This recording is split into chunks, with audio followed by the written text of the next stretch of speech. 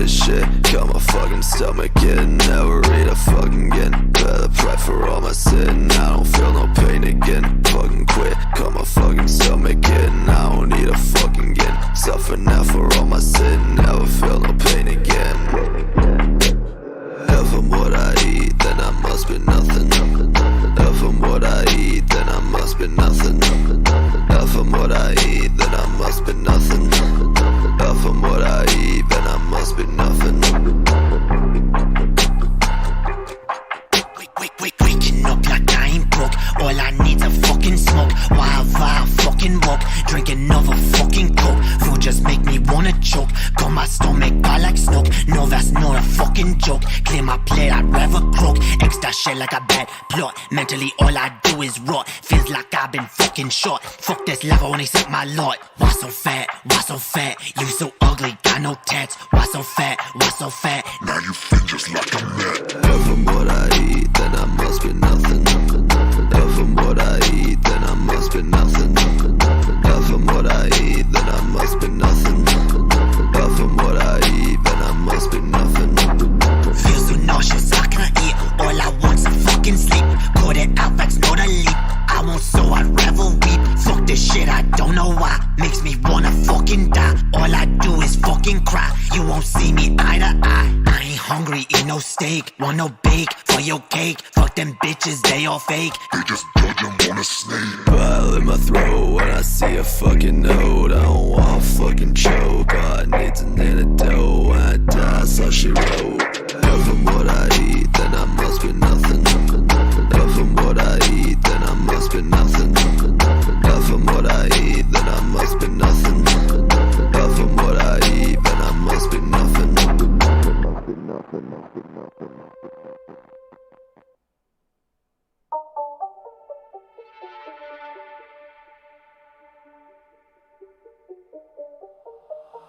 I'm a son of a bitch. I'm a son of a bitch. I'm a son of a bitch. I'm a son of a bitch, yeah. God damn your righteous fucking plan, bitch.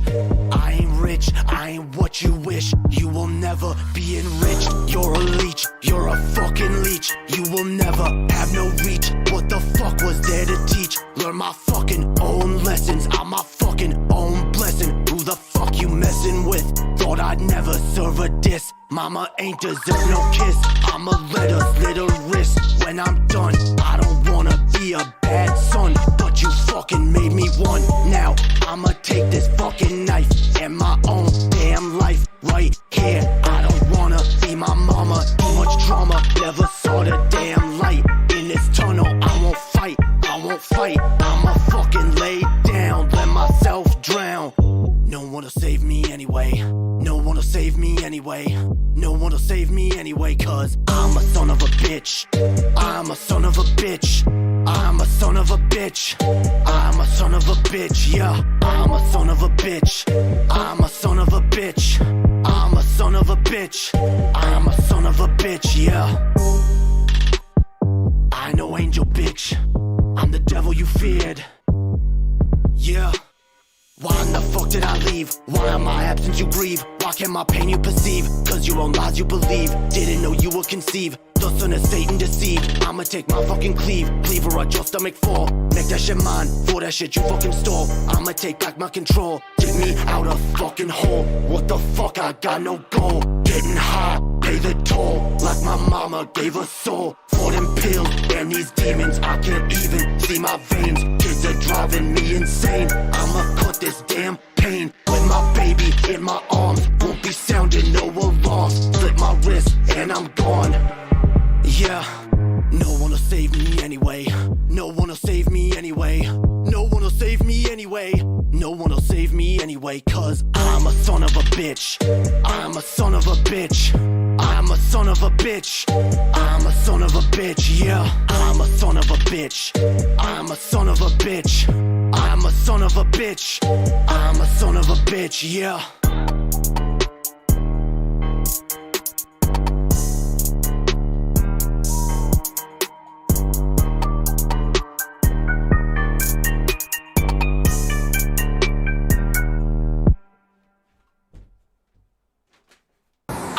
Step to X, but if I wanna be the best alive in this game next, and there's some reckless shit that I gotta address.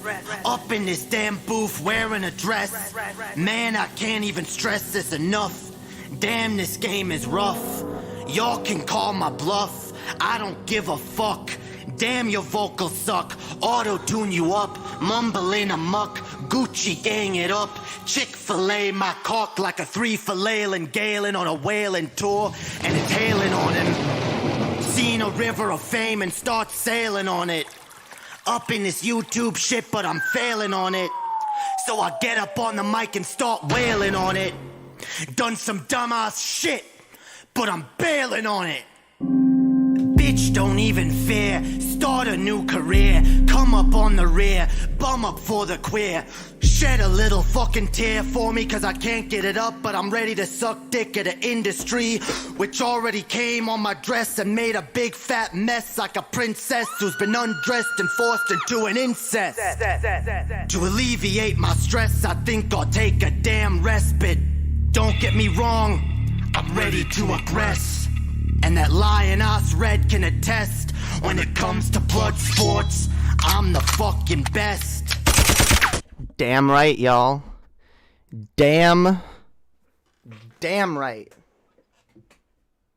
Yeah, what up? Oh, wait, I should probably... There we go. Oh. How's it going, y'all?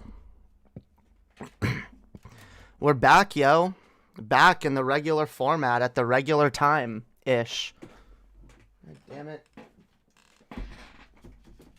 Background's all wrinkled. It's fine. Oh, it's that side. No, it has to look perfect, okay? It has to look fucking perfect. Hi, Jamie, be nice, please. I'm always nice. What are y'all talking about, okay? It's the chat that's mean, okay? I'm a ray of goddamn sunshine over here. Well, maybe I wasn't in my last stream, but it's all good. All right, y'all know I love y'all. All right, I love all of y'all, every one of you. All right, so how do I sound, guys? Let's do a sound check. Make sure everything sounds good. No issues. I've got my got my shit. After hearing what your opinion of Darth Vader is, I'm incredibly interested to hear your opinion of Severus Snape. That's actually a good question. That's a good question because, and by the way, I'm not the one who came up with this Darth Vader thing. In fact, I think TJ originally made a similar argument. I think TJ made a video talking about how wait, okay, is that better? Maybe I feel like I'm going, why don't I just wait? I should just put this here. I should leave it where it was and then I should lower. Okay, there we go. That should be better. So yeah, I'll touch upon this before we move into the doctor. God damn it. I'm not going to find a satisfying place for this.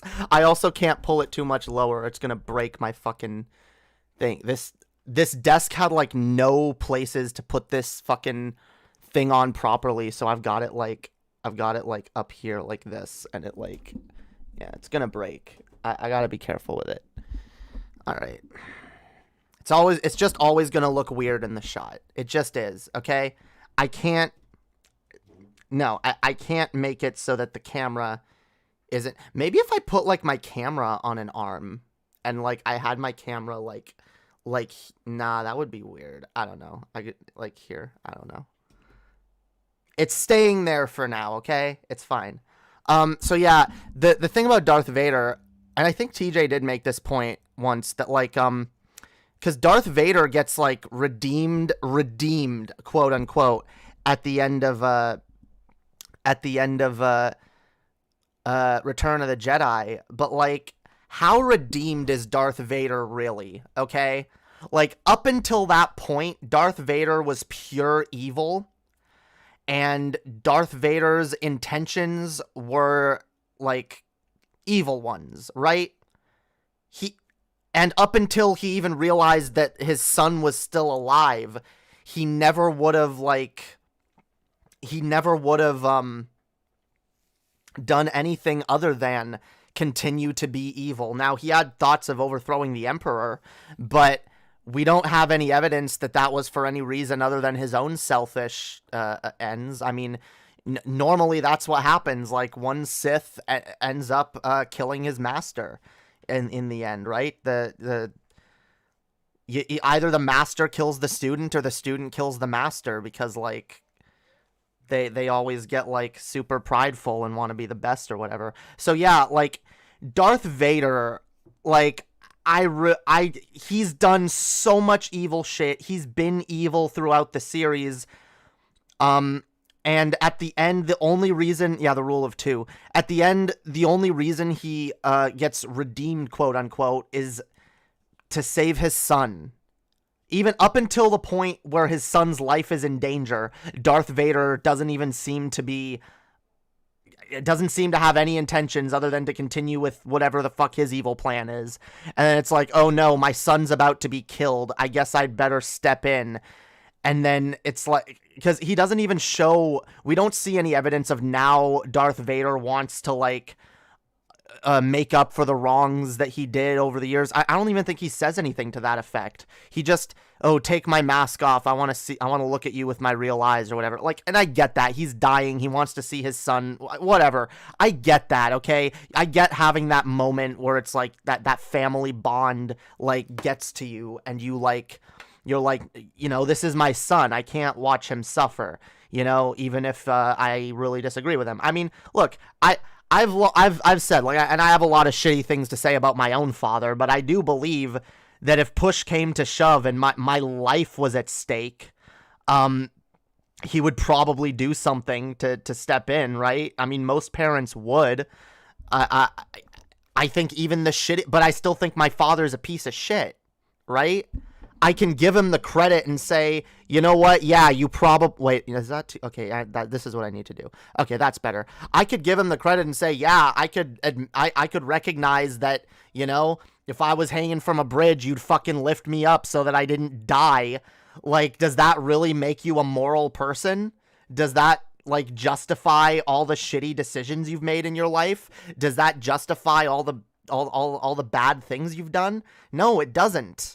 It doesn't. It's literally like a fucking, like a familial connection that, like, tugs at most people, like, at their core, no matter who they are. Like, so I really, and especially, like, in the universe of Star Wars, where there's, like, a mystical element to it too. Like, he sensed that this is his son, and he could probably on some level, like, through the Force, feel his son's pain, and he didn't, he would have felt that if his son had died in front of him. That would have been painful. He couldn't allow that to happen. And you could argue that's a selfish motive in and of itself. He is selfish. At the end of the day, didn't save his son because he loves his son. He saves his son because the idea of watching his son get murdered in front of him would have been too traumatic for him to have to live the rest of his life remembering, So yeah, it makes it very hard for me to view this, like, Darth Vader redemption arc, even if, like, okay, I would have been fine with it if it ended there, and, like, okay, at least Luke gets to walk away from his father, remembering his last few moments with somewhat fondness. Okay, I get that. Like, he gets to, okay, at the end of the day, my father saved my life, for whatever that's worth, and he gets to feel good about that. Okay, why the fuck bring him back in the Force, okay? Like, this, by the way, extremely powerful thing that most Jedi can't do, okay? This is something that only the most powerful and disciplined Jedi, and the strongest Jedi in the light side of the Force, one would presume, would have this ability. Why the fuck can Darth Vader, someone who has been steeped in the dark side of the Force for his entire fucking life, for decades now, all of the sudden he's able to use this Force ability that only deceased Jedi on the complete opposite end of the Force spectrum are able to accomplish. I don't buy that. I don't buy that. And this is one of the reasons I've got to watch it again. It's been like 6 or 7 years, I think, since I've seen the Star Wars original trilogy. I've actually seen the prequels, god damn it, with now twice, two different people that I was like, I either were in my life for one reason or another. I was watching Star Wars with them, and we were going to watch from the beginning and do the whole series, and both times now, we only got through Phantom Menace and Attack of the Clones, and I haven't even seen Revenge of the Sith in a long time. So I'm just going off of my memory of these, even though I did watch them like so many times when I was a kid and when I was a teenager. Like I watched them over and over and over. But yeah, no, so that anyway, yeah, that's why I don't really like Darth Vader. And I don't like the Darth Vader redemption arc, and I do have issues with Return of the Jedi as an overall movie. Look, or as the tone it sets at the ending, I don't like the way it ends at all. Okay, I don't like the way it ends on in a number of ways. I would have liked to see some little hint into like Luke's future or what he would, go on to do. Because especially since we got that ruined in the Disney sequels, like Luke's legacy is kind of just been shat on at this point. But anyway, wait. Anakin's story is one of how a good person can become radicalized and turn on their morals due to influences of a charismatic bureaucrat. Yeah, and I do see that, and I get how, like, okay, Anakin very well could have been a good person, and I get how he could have been struggling with this more, throughout, but I would have wanted to see him struggling with it, I would have wanted to see more evidence within the story that Darth Vader is not just this one-note, like, Hitler-esque villain, which he's kind of portrayed as in the first two movies. And then, like, in the third movie, it suddenly flips, and he's a good guy at the very end. And again, the fucking... Okay, fine, you can try to convince me he's a good guy now, okay? But the idea that that his Force ghost is able to appear, I don't buy that. I don't buy that for a goddamn second, and I don't like it. I just don't. I'm not going to like that. But that aside, okay, Severus Snape. I'll be honest, I feel a little bit differently about Severus Snape. For one very big particular reason, honestly, Severus Snape, look, his motives, we can talk, okay, his motives and his actions are two different things. I think his motives are a little unclear throughout most of the series, but it makes it clear at the end that his actions it says that okay, we can go into his motives and his intention. Okay, his intentions and his motives. I guess those are two different things, because his intentions have been good. Okay, I do believe that Snape's intentions were good the whole time. His motives might not have been the greatest, and his actions were mostly good, but also a little questionable. It's clear that Snape was always loyal to Dumbledore. Now, was he always loyal to Dumbledore because Snape is a coward who basically just runs to whoever is the most powerful, and he'll pledge his loyalty to whoever he's the most afraid of, kind of like a Peter Pettigrew? That's a possibility. But then when you look at Snape's actions and a lot of the ways that he put himself at risk for Dumbledore, that's a little different. I do believe that Snape was brave. I agree with Harry's assessment at the end that Snape must have been really brave to have been fighting for Dumbledore all that time,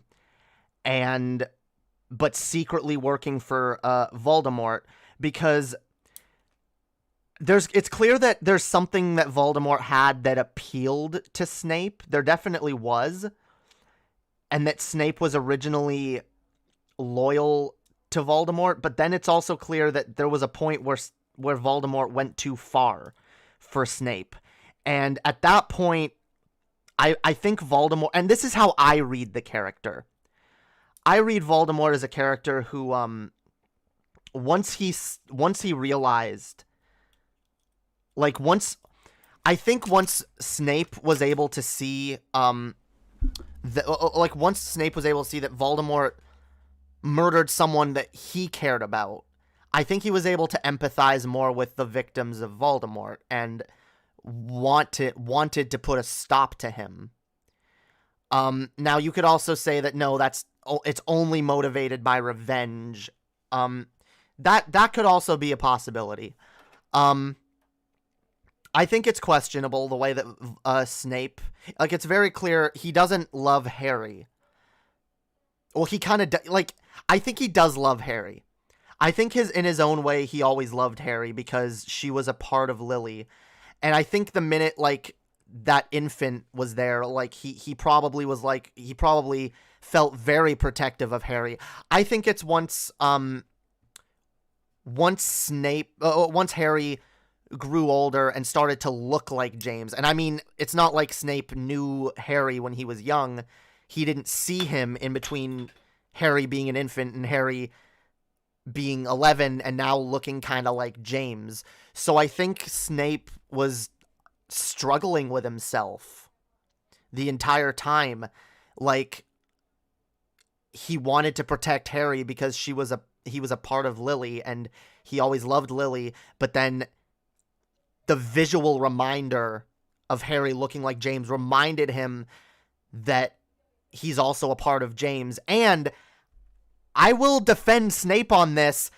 James was a piece of shit. Okay? Whenever we get flashbacks to James Potter at Hogwarts, he's a bully and an asshole. He's a total douche. And Harry kind of realizes that at one point. He's like, oh my god, like, my father was not a great person. How do I come to terms with this? And then, like, I think, like, Sirius kind of, like, reassures him. And so I'm not saying any of Snape's negative actions are justified. Snape is undoubtedly an asshole to Harry. But Snape also really puts his own neck on the line for Harry and for the cause of defeating Voldemort. He kills his mentor and teacher, Dumbledore, someone who's always been there for him and I think the one person that ever really knew Snape for who he really was. Dumbledore, like, I view the act of killing Dumbledore, it makes me tear up every time. The first time I watched it, I was like, fuck you, Snape, you fucking piece. How could he? You know, but watching it back after seeing the last movie or reading the last book, I was like, oh my god. Every time I watch that now, it chokes me up because I'm like, he had to kill he had to. He didn't have a choice. He didn't want to do that. He desperately, especially when you see the scene of him pleading, please don't make me kill you. And he's like, you need to do this for me. Like, that I think speaks more to Snape's character than anything else in the entire series. Yeah, we're doing nerd talk. We're doing nerd talk for the first half of this show. We're gonna talk about Charlie Kirk's cowboy fetish later, so stick around. But yeah, no, I can definitely empathize with Snape a lot more than I can with Darth Vader or even Anakin, especially like. A lot of, especially Attack of the Clones, really makes it hard for me to empathize with Anakin as a character. And then everything he does in the original trilogy makes it even harder to empathize with him as a character. And, like, I think if they wanted Darth Vader to be a more nuanced villain, they should have written him as one. And Snape is a nuanced villain. I think, because even in the second book... Or is it I think it's the second book, Harry realizes that Snape is on his side and that he was actually... Which was it? Was it the first or the second book? I can't remember now. But early on, it seems like Snape is evil, and then it turns out at the very end, Snape is actually on Harry's side, on Dumbledore's side. He's actually doing the right thing. Then it makes it more questionable. But then Dumbledore keeps reassuring us, no, we can trust Snape. Trust me, Snape is trustworthy. And so we believe Dumbledore right up until Snape kills him. And I think, the idea of, and I really wish, this is one of the reasons Half-Blood Prince was my favorite Harry Potter movie until I read the book. Now it's still one of my favorite Harry Potter movies, but it's one that I'm like severely frustrated with because it did not go into, it didn't even go anywhere near as in-depth as it should have into Snape being the Half-Blood Prince, because that should have been a really significant reveal. That should have had a lot more weight and led to Harry like having more of an existential crisis. It didn't really. We just kind of have a big moment of reveal where it's like, I'm the Half-Blood Prince. And it doesn't really amount to much. And that's always frustrated me ever since, because I'm just like, they could have done so much more than that, because that really shows the similarities, I think, between Harry and Snape, because I think there are. In fact, honestly, I think Harry is much more like Snape than he is like James. And I almost kind of view like Snape as kind of a father figure for Harry. Though he's not a good father figure, he's an abusive father figure. But I think Snape in his own way throughout the series is trying to be the kind of father figure that he thinks Harry needs. He's not right. Snape is not correct. He's an asshole and an abusive dipshit, but I think his intentions are better than I definitely think Snape's intentions are way better than Darth Vader's, okay? That's my point. I still think that Snape does a lot of questionable shit, okay? I can just buy his redemption a little more, especially when you consider that a lot of what he did, like, Darth Vader wasn't following the Emperor so that he could one day overthrow him. Darth Vader killed Anakin, killed every single Jedi in cold blood that he could get his hands on. He killed children, all with the hopes of rising to power alongside the Emperor. Whereas it's clear that Snape, originally he did kill people with the intentions of rising to power alongside Voldemort, but Snape turned way sooner. And so I think like there's much longer of a time scale for Snape to have wrestled with these thoughts, and it is clear he did in some ways during Harry's time at Hogwarts do a lot of the things that he thought was best for Harry. He taught him occlumency. He actually, like, he despised Harry. He didn't want anything to do with him, but he agreed. He said, okay, fine, I'll teach him occlumency because that's what's best. We have to teach him to close his mind. He got frustrated and quit, and that was a really fucked up thing to do, especially considering that Voldemort was legitimately gaining a hold on Harry's mind. And if that arc does draw Snape's character into question, because he shouldn't have gotten that mad at Harry. But it is clear Harry did touch a nerve by going into his own memories. It gets really complicated. My point is, I think Snape is a more nuanced character than Darth Vader, okay? They're both bad. They're both assholes. But I can understand why Harry would look upon Snape fondly overall, especially given the fact that he had to kill Dumbledore. And that will always be a very heart-wrenching moment. Yeah, Darth Vader is a more one-dimensional villain. Again, especially throughout the original trilogy. And this is why I don't view the original trilogy with these rose-tinted glasses that everyone else seems to. I just don't. It's okay, it's good, but like, I take issues with Darth Vader as a character. And by the way, look, and I see the chat bringing it up. Look, yes, J.K. Rowling's a TERF. Fuck her bitch ass, okay? I don't like J.K. Rowling. But this is a piece of art that has resonated with me over the years, and it was very formative in my development, and I have a lot of fond memories of it. I still don't feel comfortable. Like, I don't know. I kind of want to rewatch the movies again because I'm getting nostalgic. I've been getting nostalgic for Harry Potter in general lately, but like, I do still feel icky watching. I don't know. It's hard. Like, I am going to have like an emotional reaction watching it, and like any warm feelings that might stir up in like nostalgia and like whatever, like warm like, because Harry Potter was very like, it was a very like comforting thing to me when I was younger.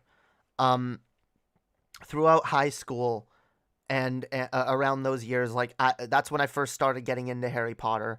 And again, like I was not a very socially developed kid at all. And so those were a lot of like my formative years, like developing social skills and learning how to be around people. And so Harry Potter was like it meant a lot to me, and it was very comforting for me. And like, it was very cathartic, watching, a kid that was treated almost as badly as I was, growing up, getting out of it and, realizing that he could do more, he could accomplish more, and he could find a family of people that accepted him and cared for him, and that he could,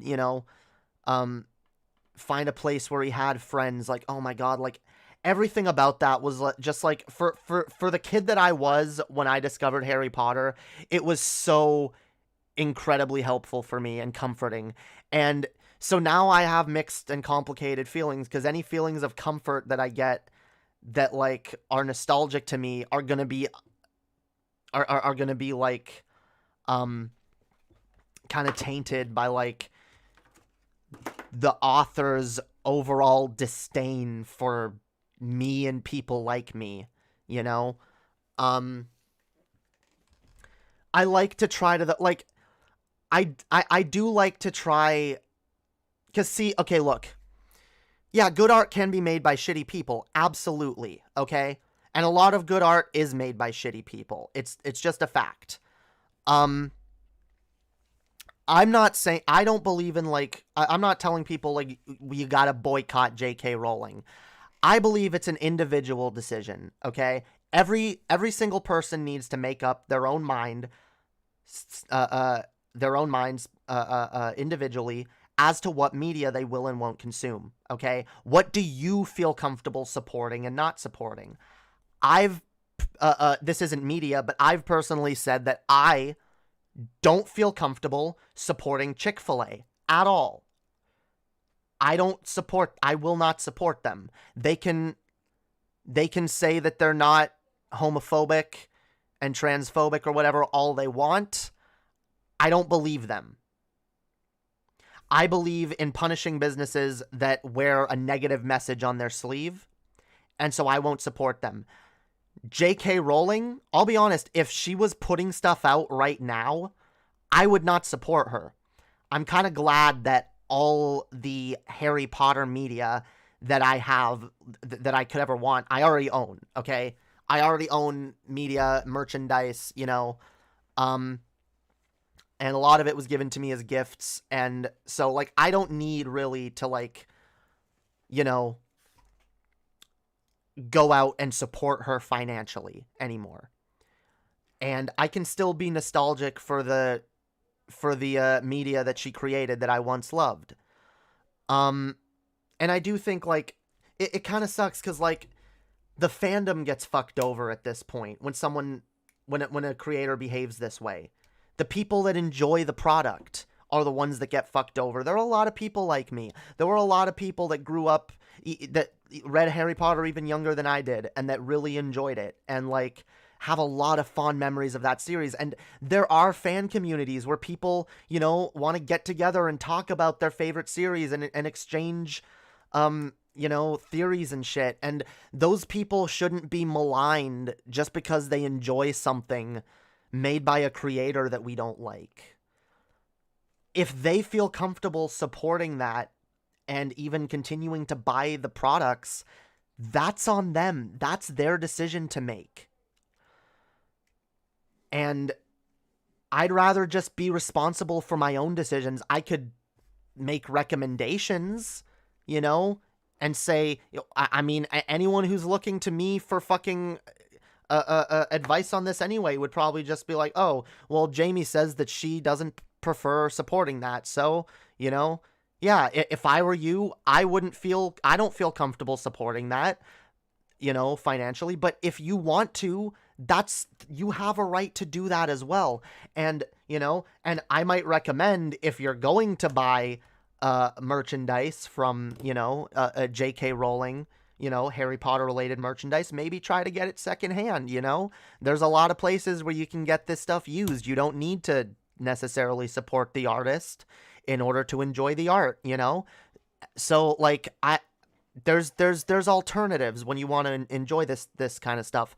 When it comes to something like Chick-fil-A, though, well, there's also alternatives there. I don't have to go to Chick-fil-A. I can get a chicken sandwich at any number of other fucking places. So why do I need to go there, right? It's how capitalism works, supply and demand, yo. Like, you can vote with your dollars. Not everyone really does this principle. Like, if more people were willing to, like, you know, say, like, oh yeah, I'm not gonna, and by the way, actually, I think this actually does work quite often. It's not worked with J.K. Rowling just because, and I do think there has been a toxic element of people attacking her. I understand why. Trust me, I get it. 100%. But I do think some people were a little too toxic right off the bat. And I think maybe if some people were more willing to come to her in good faith and try to educate her more rather than just get mad, maybe it could have gone a different way. I don't know. Maybe that's bullshit. But I do think people should not be so toxic towards you know, people they hate. Just say, you know what? I disagree with your political views. I think it's fucked up. Fuck you. I'm not supporting you. You know, but, like, people, like, spamming her shit with porn or whatever, or, like, you know, people do fucked up shit. People dox people. People take shit too far. And that shouldn't happen ever. But I get it. I get people being mad. I do. But yeah, I do believe that, like, if I want to talk about Harry Potter here, I should be able to, you know? I'm not, like, implicitly endorsing her. I'm talking about her work, which is, like, a cultural staple. Like, most people know the story of Harry Potter, like, you know, and most people have some kind of fond memories of it. You know, it's a part of pop culture. Anyway, Yes. I know. She wrote a book where a serial killer dresses up as a woman. Yeah. I get it. She's a piece of shit. All right. She doubles down and triples down on her ideas, on her bad takes, and she's gotten to the place where, yes, now she is a total piece of shit. I'm saying maybe she might not have become a total piece of shit if people weren't so toxic to her, but that's hindsight is 2020. All right. I just think we should, in the future, when people come out with bad takes. We should try to educate them in good faith, rather than jump down their throat. You know, we shouldn't come off as like screechy, angry, whiny SJWs, right? We should make an effort, right, for the sake of optics. You know, we want to look, because a lot of us we're regular people, we're reasonable people. You can sit down and have a conversation with us, all right? We're not going to bite your head off just because you disagreed with us. I think that's a good approach. Right? Why don't you like Rogue One? I don't dislike Rogue One. Honestly, when I saw it, I did kind of enjoy it, but like, it just wasn't all that memorable. I don't think I remember a single character's name from that movie, and I barely remember what it was about, other than the fact it was about getting the plans for the Death Star. And I remember being annoyed because it was also retconning a lot of the Star Wars expanded universe, including certain video games where you play as Kyle Katarn, the Jedi outcast. Yeah, he comes back in a few games, and I believe he was the one who stole the plans of the Death Star. So there were some continuity, some retcon issues that I had with it. But aside from that, it's not bad. I do remember enjoying it. It just isn't all that memorable. So it doesn't look. My overall take when it comes to Star Wars is that Star Wars is lifted up on a pedestal in our culture as being like the pinnacle of media greatness, okay? A lot of people like revere it like it's this amazing thing that can do no wrong. And even people that are very critical of the movies, I feel like lift it up as this thing. Well, the original trilogy though, that's still like the greatest thing ever. And I just don't agree. I think the Star Wars movies are okay. Even the ones I don't like, they're okay, and I'll watch them and I'll gain some enjoyment out of them. I just don't think it's an amazing series. I think there's way better series out there that don't get a tenth of the recognition that they deserve compared to Star Wars. Yeah, Star Wars is just overrated. That's my overall take, okay? Star Wars is really overrated, and at the end of the day, there really hasn't been a great Star Wars movie in over 30 years, okay? There's been passable Star Wars movies, but the Star Wars movie franchise is kind of just schlock at this point. It's kind of just your average. Well, it's not schlock necessarily. It's your average like superhero franchise at this point. It's not, and it's not this great thing. And by the way, I do think that this level of greatness that it attained, I really do think it was down to scarcity, mostly. I think the fact that there were only 3 Star Wars movies for a long time, and that there was such a long wait in between them, and then such a long wait between the return of Star Wars, it felt special. It felt special when Star Wars, like, when a new Star Wars would come out, it would be like, oh yeah, Star Wars is back.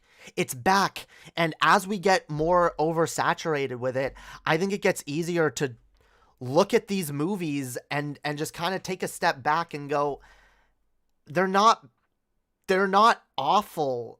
It's not dog shit as a series, but does it really deserve this level of praise and adoration that it gets? I don't think it does. I really don't think it does. And it's not so much that I don't want Star Wars to be as big as it is. It's just I can think of several other franchises that deserve to be as big, if not bigger, that aren't. And it just kind of frustrates me. So, yeah. Wrath of Khan greater than Empire Strikes Back? Absolutely agreed. Absolutely agreed. Now, the problem with the Star Trek movies is those are way more hit or miss. But most Star Trek fans admit that, okay? At least Star Trek fans are like accept the fact that most of the movies are shit, but the really good ones are really good. Okay? And look, I guess I've always just been a little bit more of a Trekkie than a Star Wars nerd. Even though, like, when I was a kid, I was fucking obsessed with Star Wars. And I think one of the big things, too, like, Star Wars gets a lot of, look, Star Wars looks really good. Even the shitty movies, they look really, really good. They have really good production value, especially the newer ones. The music is usually on point, especially, I love the music in the prequels. I think the prequels have, one of the most amazing soundtracks that I've ever heard, ever, in any movie. I love the music in Star Wars. I love the set pieces. I love the planets. I love the aliens. I love the general aesthetic of everything. It's beautiful. It's a beautiful universe. It is. But the stories that take place in this universe are uninspired, derivative, and just overall not very good.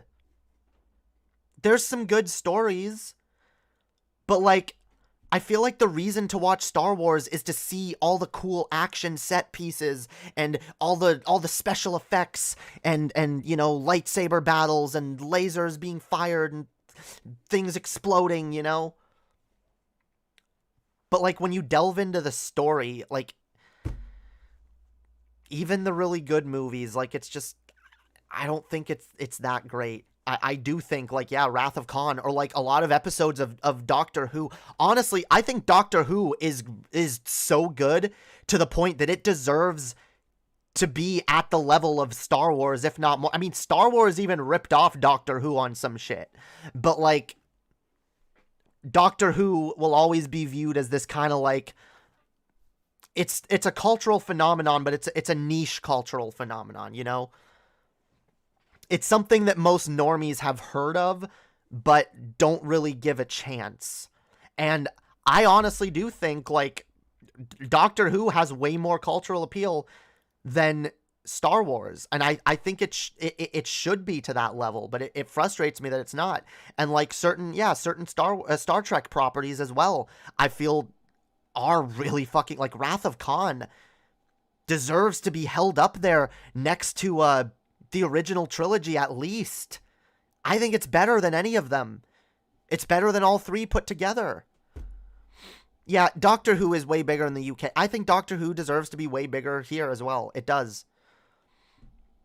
How many streams do you need to shit talk Star Wars on? Look, no. I said I was gonna dive into my Star Wars takes here soon. So I'm doing it, okay? I'm doing my Star Wars segment. This is me actually talking about it, okay? I'm giving you my overall view on the series. You never liked Doctor Who? It really blows my mind, because I love Doctor Who. And look, Doctor Who, I will admit, there are certain eras of the show that are not for everybody. But I do believe that within the catalog of Doctor Who episodes, there is something for everybody. I do believe that.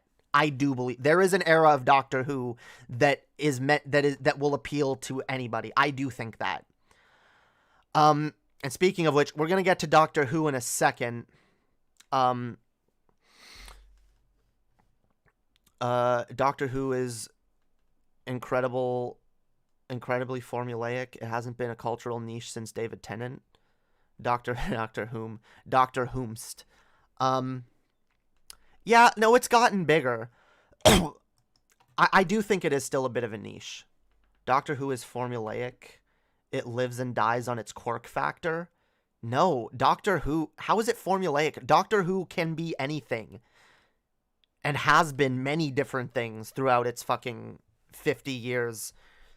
And like, it's managed to remain fresh the entire fucking time. Because it's a show that reboots itself constantly. Anyway, alright. End of segment. Time for Doctor Who. Or I guess we already started talking about it, but alright. We're going to talk about Doctor Who. Alright. We're going to talk about some news that has come out in Doctor Who circles, and this is this is big news for a lot of people, and it has a lot of different implications. So Russell T Davies, the original showrunner from when the Doctor Who reboot first came back in 2005, he's been hired as the showrunner again. He's coming back after a very controversial run after a very controversial segment in Doctor Who history. A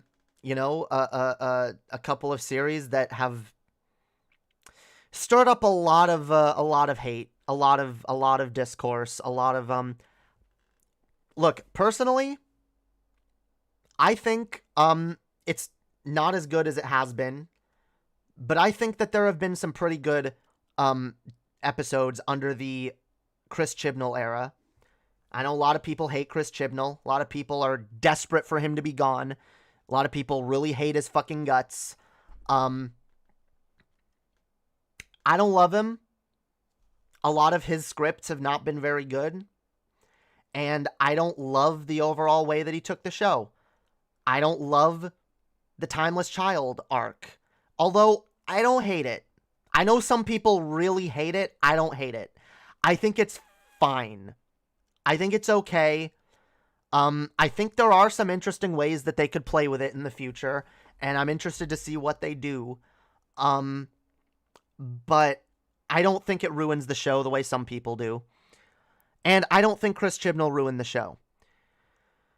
I do find it funny that a lot of the people who have been really, mad about the, at best, hit or miss nature of the current era, getting all excited now and all vindicated at Russell T Davies being brought back because they're like, ha, see?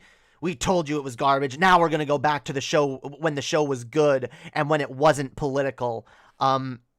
Which I find funny because, look, I love the Davies era. It's really good. But it was definitely a lot more hit or miss than the show was in later years, or at least in the later Davies era. Like, in his last... Like, during the last 2 seasons of David Tennant, I feel like it got a lot better. The Series 1, The Ninth Doctor, I like it. I love Eccleston. He was really good.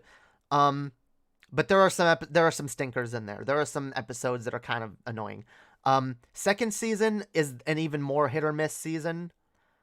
There are some really bad episodes in season 2 that I don't like. Including one that I usually skip, and most people usually skip, and most people know which one I'm talking about.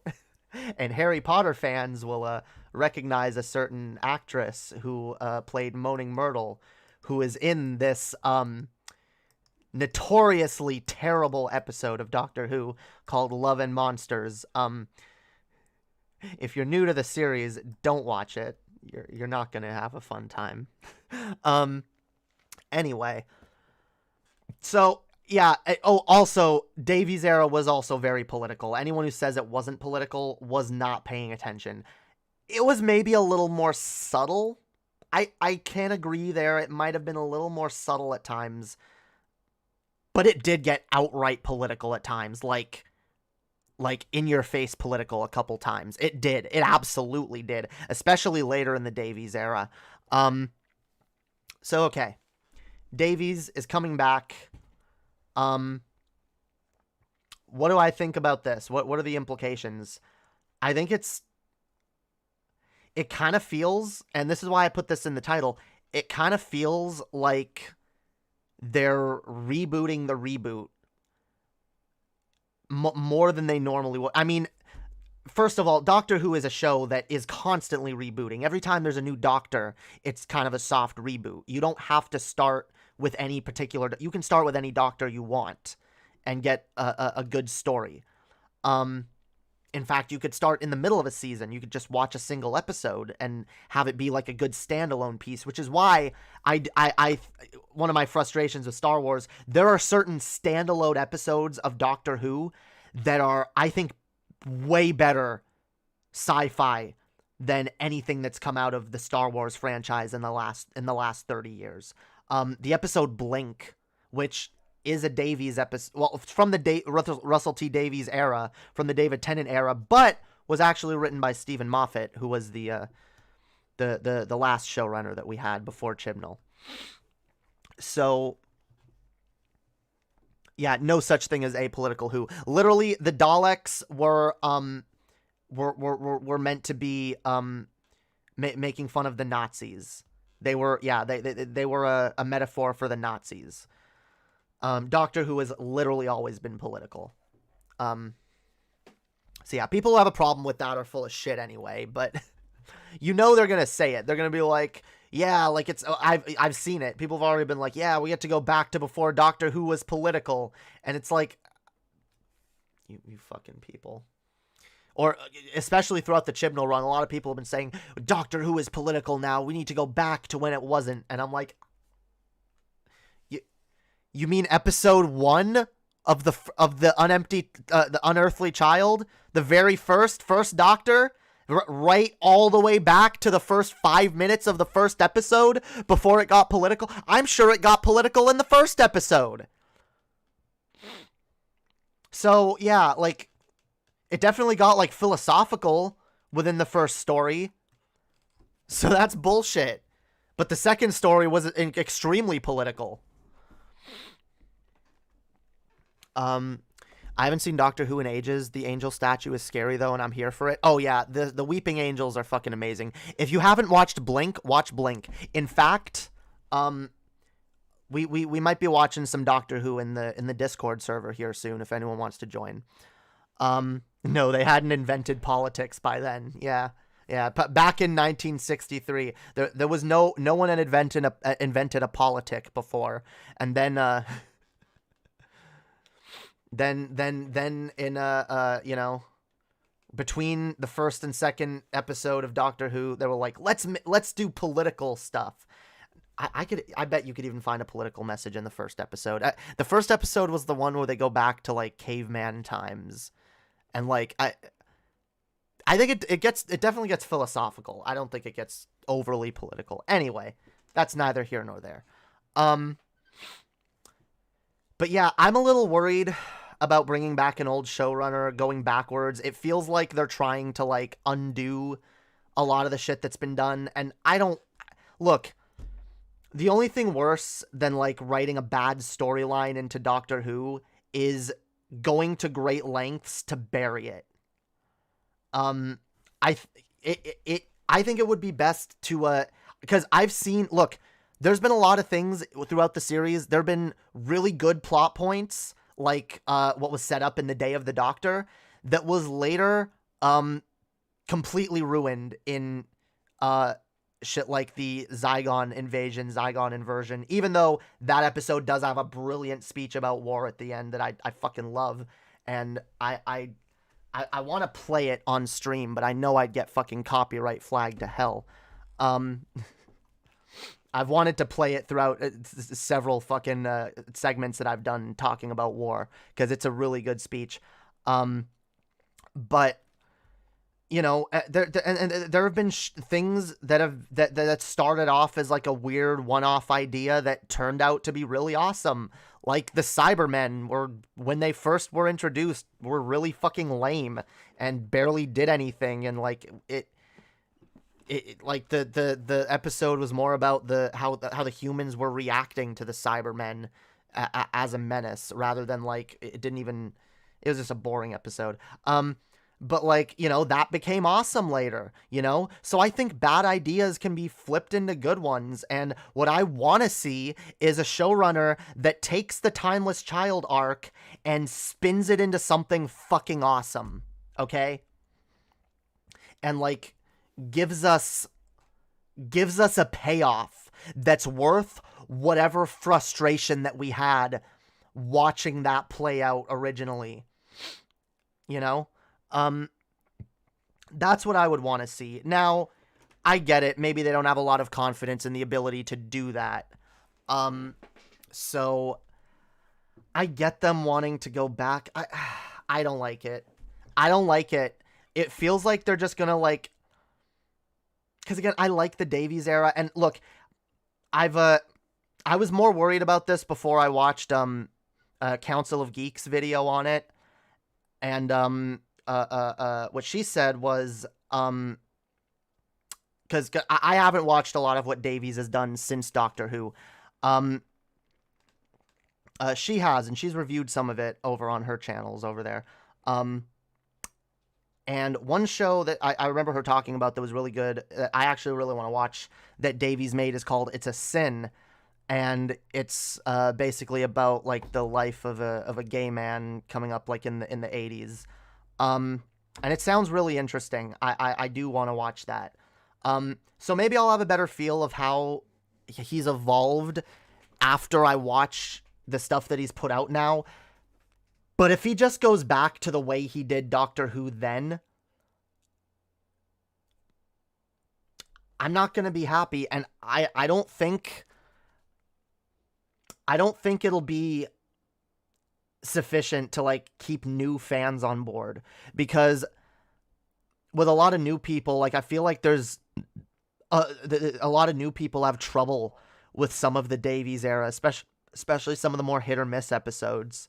And like, it gets harder to recommend that as a blog. Like, yes, go back and watch the whole thing from the start. If you're not someone who likes binging a show, then you're probably going to get frustrated with certain episodes. And so, like, I usually tell people, oh, skip this one or skip that one. You know, like, skip Love and Monsters. At the very least, do not torture yourself with Love and Monsters on your first watch through anyway. But anyway, but no, I like a lot of what he did. I don't know. It's okay.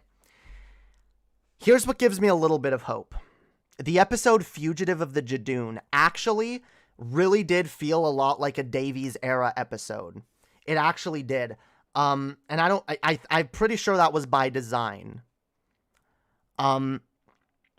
If we get more of that, specifically, and I'm gonna bring this up again, Jo Martin.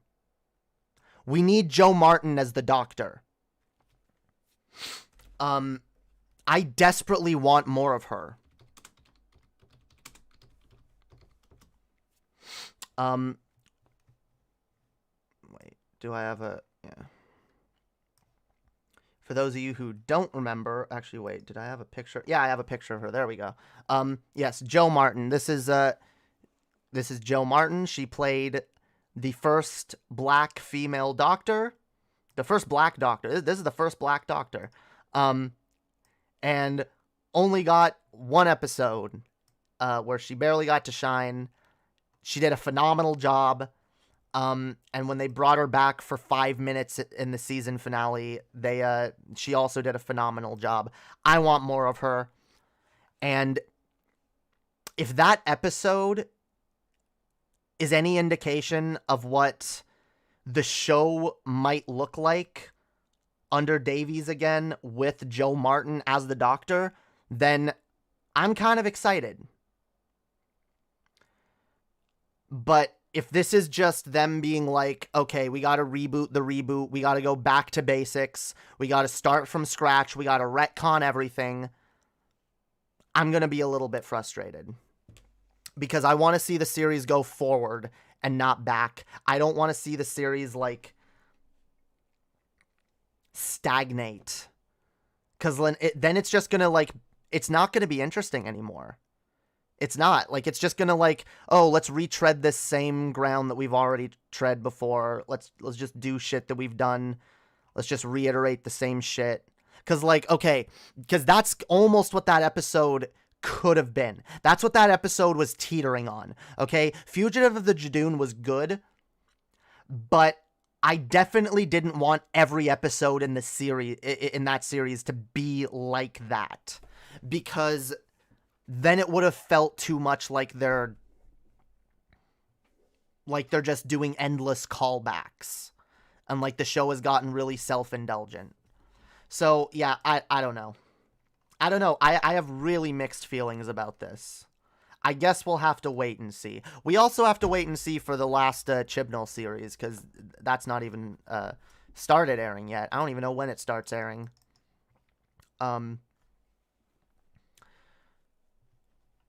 But yeah, I will say fuck anyone who's like, fuck anyone who like is like, oh yes, the fucking SJW tyranny is over. You know, finally back to an apolitical era of the show where women and people of color weren't shoved in our face every 5 minutes.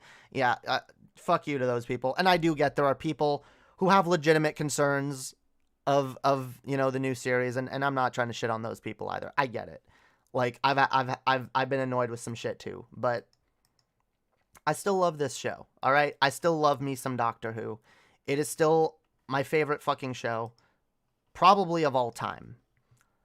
And I want to see it get better. I do. I want to see it go back into its heyday. And I will say Davies coming back does mean a lot of old fans will probably give it a chance again. However, let's see if they do cast Joe Martin, which I am all in. I do want that. I absolutely want Joe Martin back. Maybe you'll just get the same shit, or maybe the conspiracy theories will start that like, oh, they just brought Davies back to placate us, but they're still gonna try to push wokeness on us. Which again would be funny, because if you know anything about what Davies has been making, his show It's a Sin is extremely political. And from what I hear, very emotional and very kind of dark. So I definitely do want to watch that. But yeah, I don't know. I'll watch some more of that shit and we'll see. But I don't know. What do you guys think? What do you guys think about rebooting the reboot? Is that what you guys think is happening? We're like going back to the start, or is this like gonna be a new chapter? We're bringing back a familiar face, but it's still a new chapter. That's what I hope for. All right. How's the chat doing? Wait, what got retconned? Nothing got retconned in the Zygon inversion. They just, it was a very weak payoff to the Day of the Doctor, and then Hellbent was an even worse payoff to Day of the Doctor. So, yeah, like, Day of the Doctor set up some really good shit. Zygon Invasion, Zygon Inversion, it was okay. I liked the episode. It just was not as amazing as what was built up in the Day of the Doctor. And then Hellbent, Heaven Sent was an amazing fucking episode, and I love it, and it's a standalone episode that everyone should watch. It is a really good allegory for depression. It is, and grief and loss. Oh my, it is a beautiful episode. I love it so fucking much. But the one that immediately followed it up not only destroyed what was set up in that episode and set up previously in the season, it also destroyed what was set up in the Day of the Doctor. So I despise the episode Hellbent for that reason, and a lot of people do. A lot of people do. If you want to hear it more succinctly put, go watch Council of Geeks. Go watch her. She does some really good reviews on Doctor Who episodes. I don't always agree with her, but when she makes points that I agree with, they're really good, and she makes a lot of good points. And she's done a few episodes ranting about the Hellbent, because it is it's a rant worthy episode, especially if you're a fan, especially if you were enjoying the season up to that point, especially if you enjoyed the episode before it.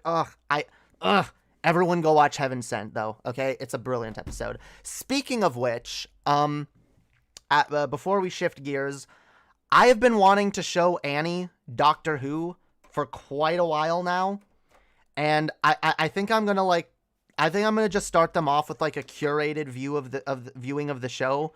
We'll start with like the first episode. We might skip a few, but we'll watch like important ones, you know?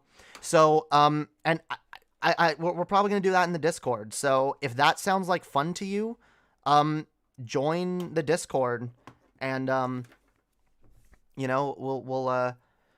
we'll probably do that, like, I don't know, in the evenings at some point, where we'll like sit down. Maybe I'll make a I don't know. Maybe we'll make like a special notification roll for like viewing parties. So if people want to watch it with us, we'll send out like a notification. And yeah. But if anyone join the Discord. Join our Discord, and we'll figure out when to do that soon, because I want to start doing that. That would be a lot of fun. We need to get Teddy into Who. yeah, we should get Teddy Rubskin in on this. I thought everyone hated Moffat the most among the showrunners. I think by the end of his tenure, a lot of people were frustrated with him. I've never hated him. I've been annoyed by some of the decisions he made, but I overall liked most of what he gave us. Actually, if you watch Council of Geeks, she's probably a lot harder on Moffat than I am, because I really enjoy Moffat's era, and I think it's the most accessible to new people. Even though when we do our curated watch through, we're not going to start with I do want to start with the Davies era. I want to start with the Ninth Doctor and, like, work our way through the series, watching the important episodes, Yeah, yo, there's Annie. Annie, what when god damn it, I can't speak. When do you think you're going to be free, yo, to like watch some Doctor Who? Cuz I want to get more people in on that, so we can watch Doctor Who. Even if no one else shows up, I'm still going to be showing it to Annie, but if people want to come and watch with us, we'll be doing it. Cuz yeah, I don't know. I don't keep track. I don't know when Annie's free or not. But, like, I don't know, maybe in the evenings or some shit. Maybe, like, we'll pick like a day and we'll like watch like a few episodes a week. That's the other thing. I don't want to do like it's a shame we didn't get more of the Eighth Doctor. I agree. The Eighth Doctor is fucking amazing. Paul McGann, oh my god. If you've ever if you've ever listened to any of the Big Finish stories, y'all should check that out. There's some of them free on Spotify. I don't. A lot of Doctor Who fans have never heard of this, but there are audio stories where they get the original actor that played the Doctor to voice act the Doctor, and it's like fully audio cast. And there's some really good stories starring Paul McGann, and Paul McGann, he feels so right as the Doctor. Like, listening to those stories, like he feels so familiar as the Doctor, even though he only got one shitty movie. Any Day I'm Not Streaming is good. I've been streaming every other day lately. All right, maybe we'll do them more often. Maybe we'll just watch one like every 4 days or so. Like we'll do like a thing, or like I don't know. That'd be fun. But yeah, and that way we won't watch every episode, and that way if people want to jump in while we're on like whatever episode, like most of the episodes I pick they'll be standalone episodes that will be part of the greater arc, But most episodes are good standalone episodes, at least good ones. Like there's ones that are more of a slog, that it's just like, this only exists to set something else up, and it's like, it's not even very good. Like, again, Love and Monster. At least that doesn't set anything up. All right. Anyway, I guess that's enough for the nerd segment.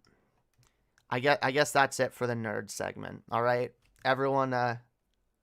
All the non-nerds in chat can come back.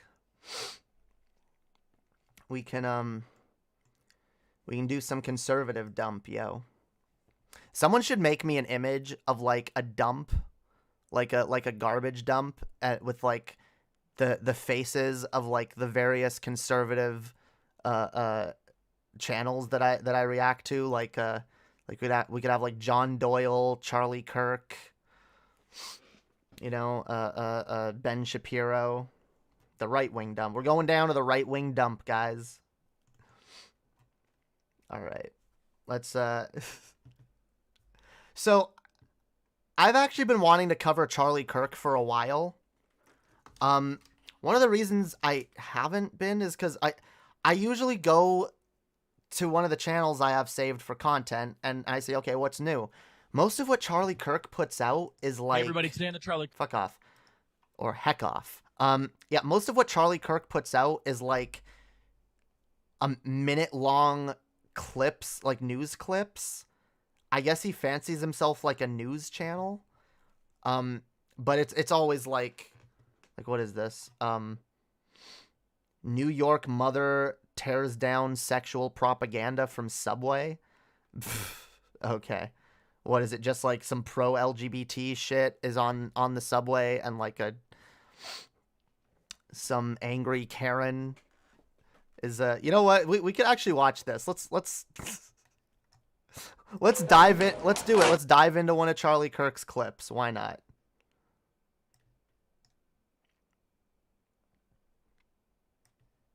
I don't know if we can... we won't be able to see what was being torn down. So we're not going to get the full context. But, of course, people like Charlie Kirk prefer it that way. So, that's not really surprising. Alright, here, let's, God damn it. Let's get the video on screen. See, I need like a little animation or a little image I can put up while I'm doing this. I just like, welcome to Right Wing Dump, or welcome to the Right Wing Dump. Come on down. I don't know. Maybe we can find a better name for this segment. Any ideas? Hit me up. All right. Yeah, that's the other reason I haven't committed on names for my segments yet. I'm very fickle about that sort of shit. All right. All right. Let's see what this is all about. Okay. So, yeah, we can't see what was even up there, but she's ripping stuff down. She's mad, yo. Damn. Yeah. I don't know, for kids to be looking at this, is that okay? No, it's not. Looking at what? This is propaganda. Yeah. This is Normalizing. It's affecting Yeah. the next generation. Yeah. I don't know why no one sees this. No. This is disgusting. Because TV told. What? I want to know what this image was. I want to know what this fucking image was now. God damn. How do we... Wait. Degenerate sexual propaganda poster. Like, how are you even... Like, how am I supposed to respond to this? We can't see what it was. I don't see naked people. I don't see explicit nudity. What's the problem? What? Wait. Can we... There's like a... What's the highest quality? Is this at the highest quality? Yeah. Okay. What did she tear down? Does anyone know? Like, what is this horrible propaganda? See how... This is a Charlie Kirk video. Charlie Kirk just uploaded this. And it's like, what was it? Are there more? Is there more? Wait, let's see. So she rips that down. Yeah. I don't know why no one sees this. No. This is disgusting. Because TV told them not to get upset and wear the mask. Okay, yeah, she's going to We're the going next... over there. Let's go to the back. I mean, serious. Let's see. Where the worst Are there more? actually. What is this? One over here. It's like three. Look at It's that. like a three-way. What? Oh my god. They're offended at that. What? Oh my god. No. That's pretty good. Look at this degeneracy, guys. Look at... What? That's degeneracy? Oh my god, is this just like sex ed posters? Like they're being like they're being suggestive as a way to like let people, hey, if you want to like learn more about this stuff, like what what? This isn't even like, Look at this one. Romantic. show us that she's still ripping down that one. What else? Look at this, everyone. Oh no. Oh no. Pansexual people exist. And what's the, like, two people, their tongues are, I mean, it's a little weird to be on a poster, but honestly, I've seen more sexually explicit ads of like straight couples on like subways. Like legit. I've seen more like you know, hot women in bikinis, cleavage, asses showing, like whatever, like Look at this, everyone. pansexual, yeah. Wait, this is about Look at so this, it's two everyone. people tongue kissing, and it's god damn it.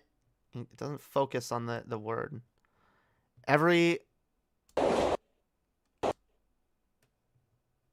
Oh, this is an OK Cupid ad?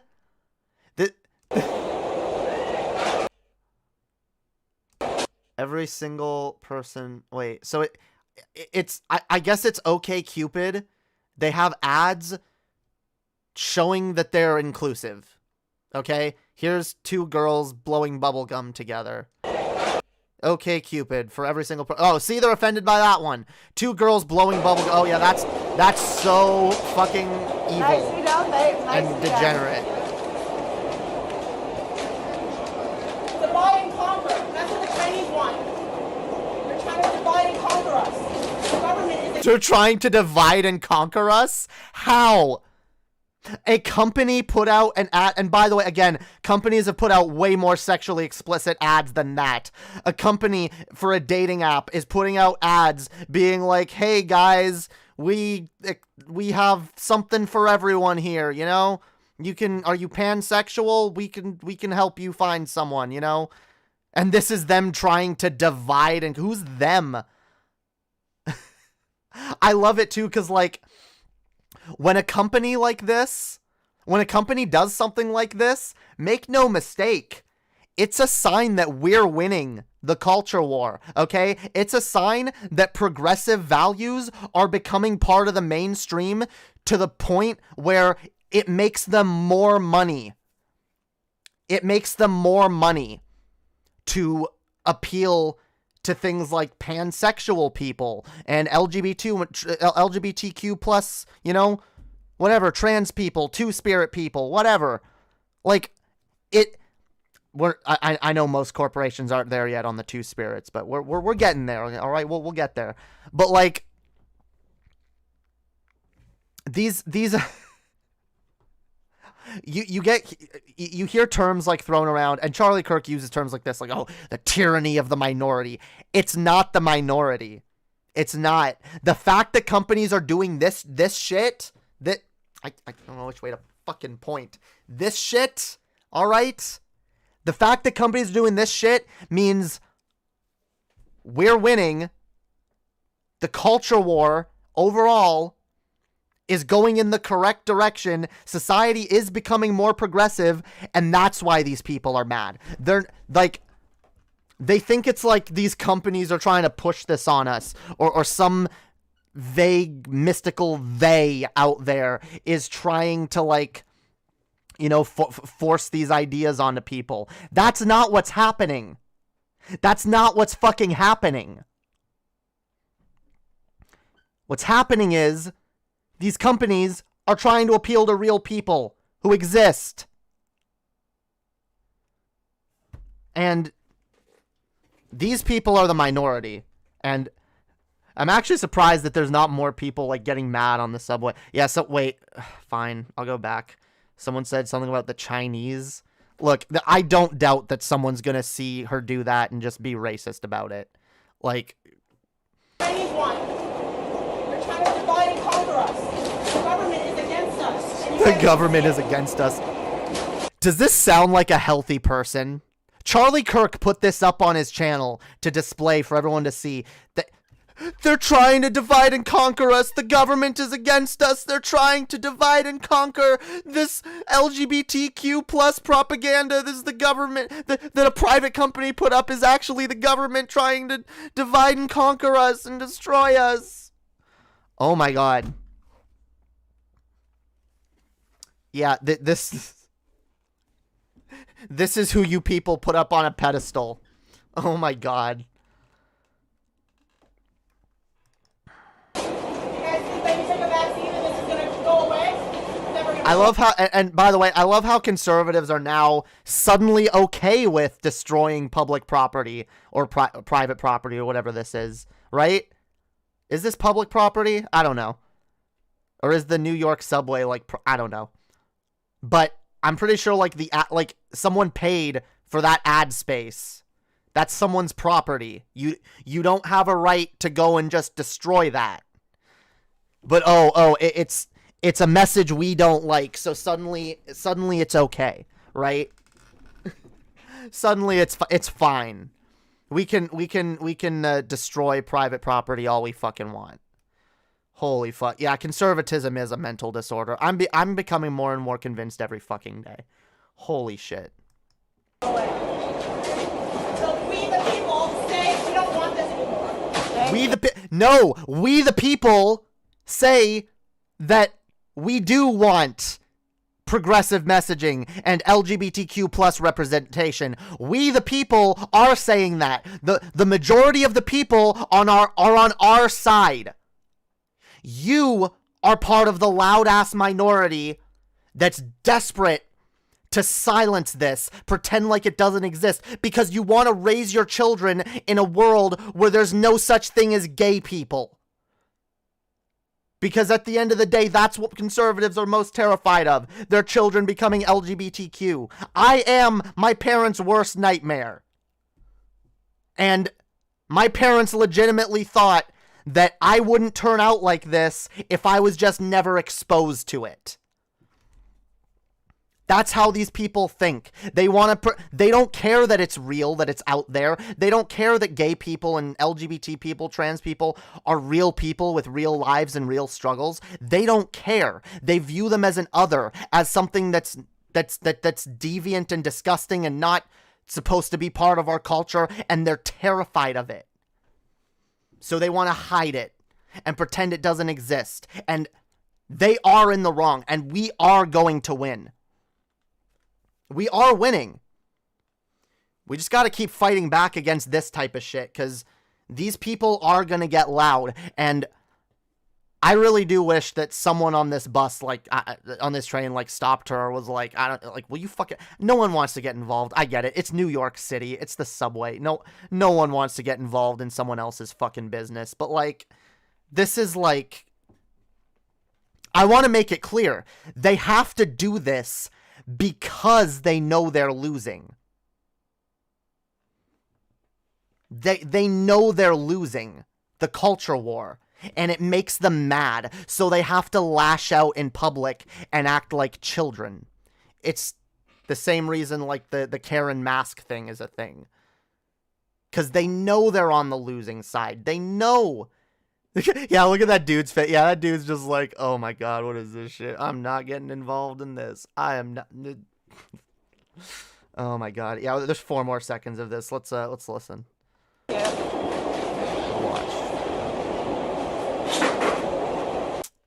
Yep, just tearing them all down. Yeah, and from what we saw, like they didn't even look all that deviant or degenerate.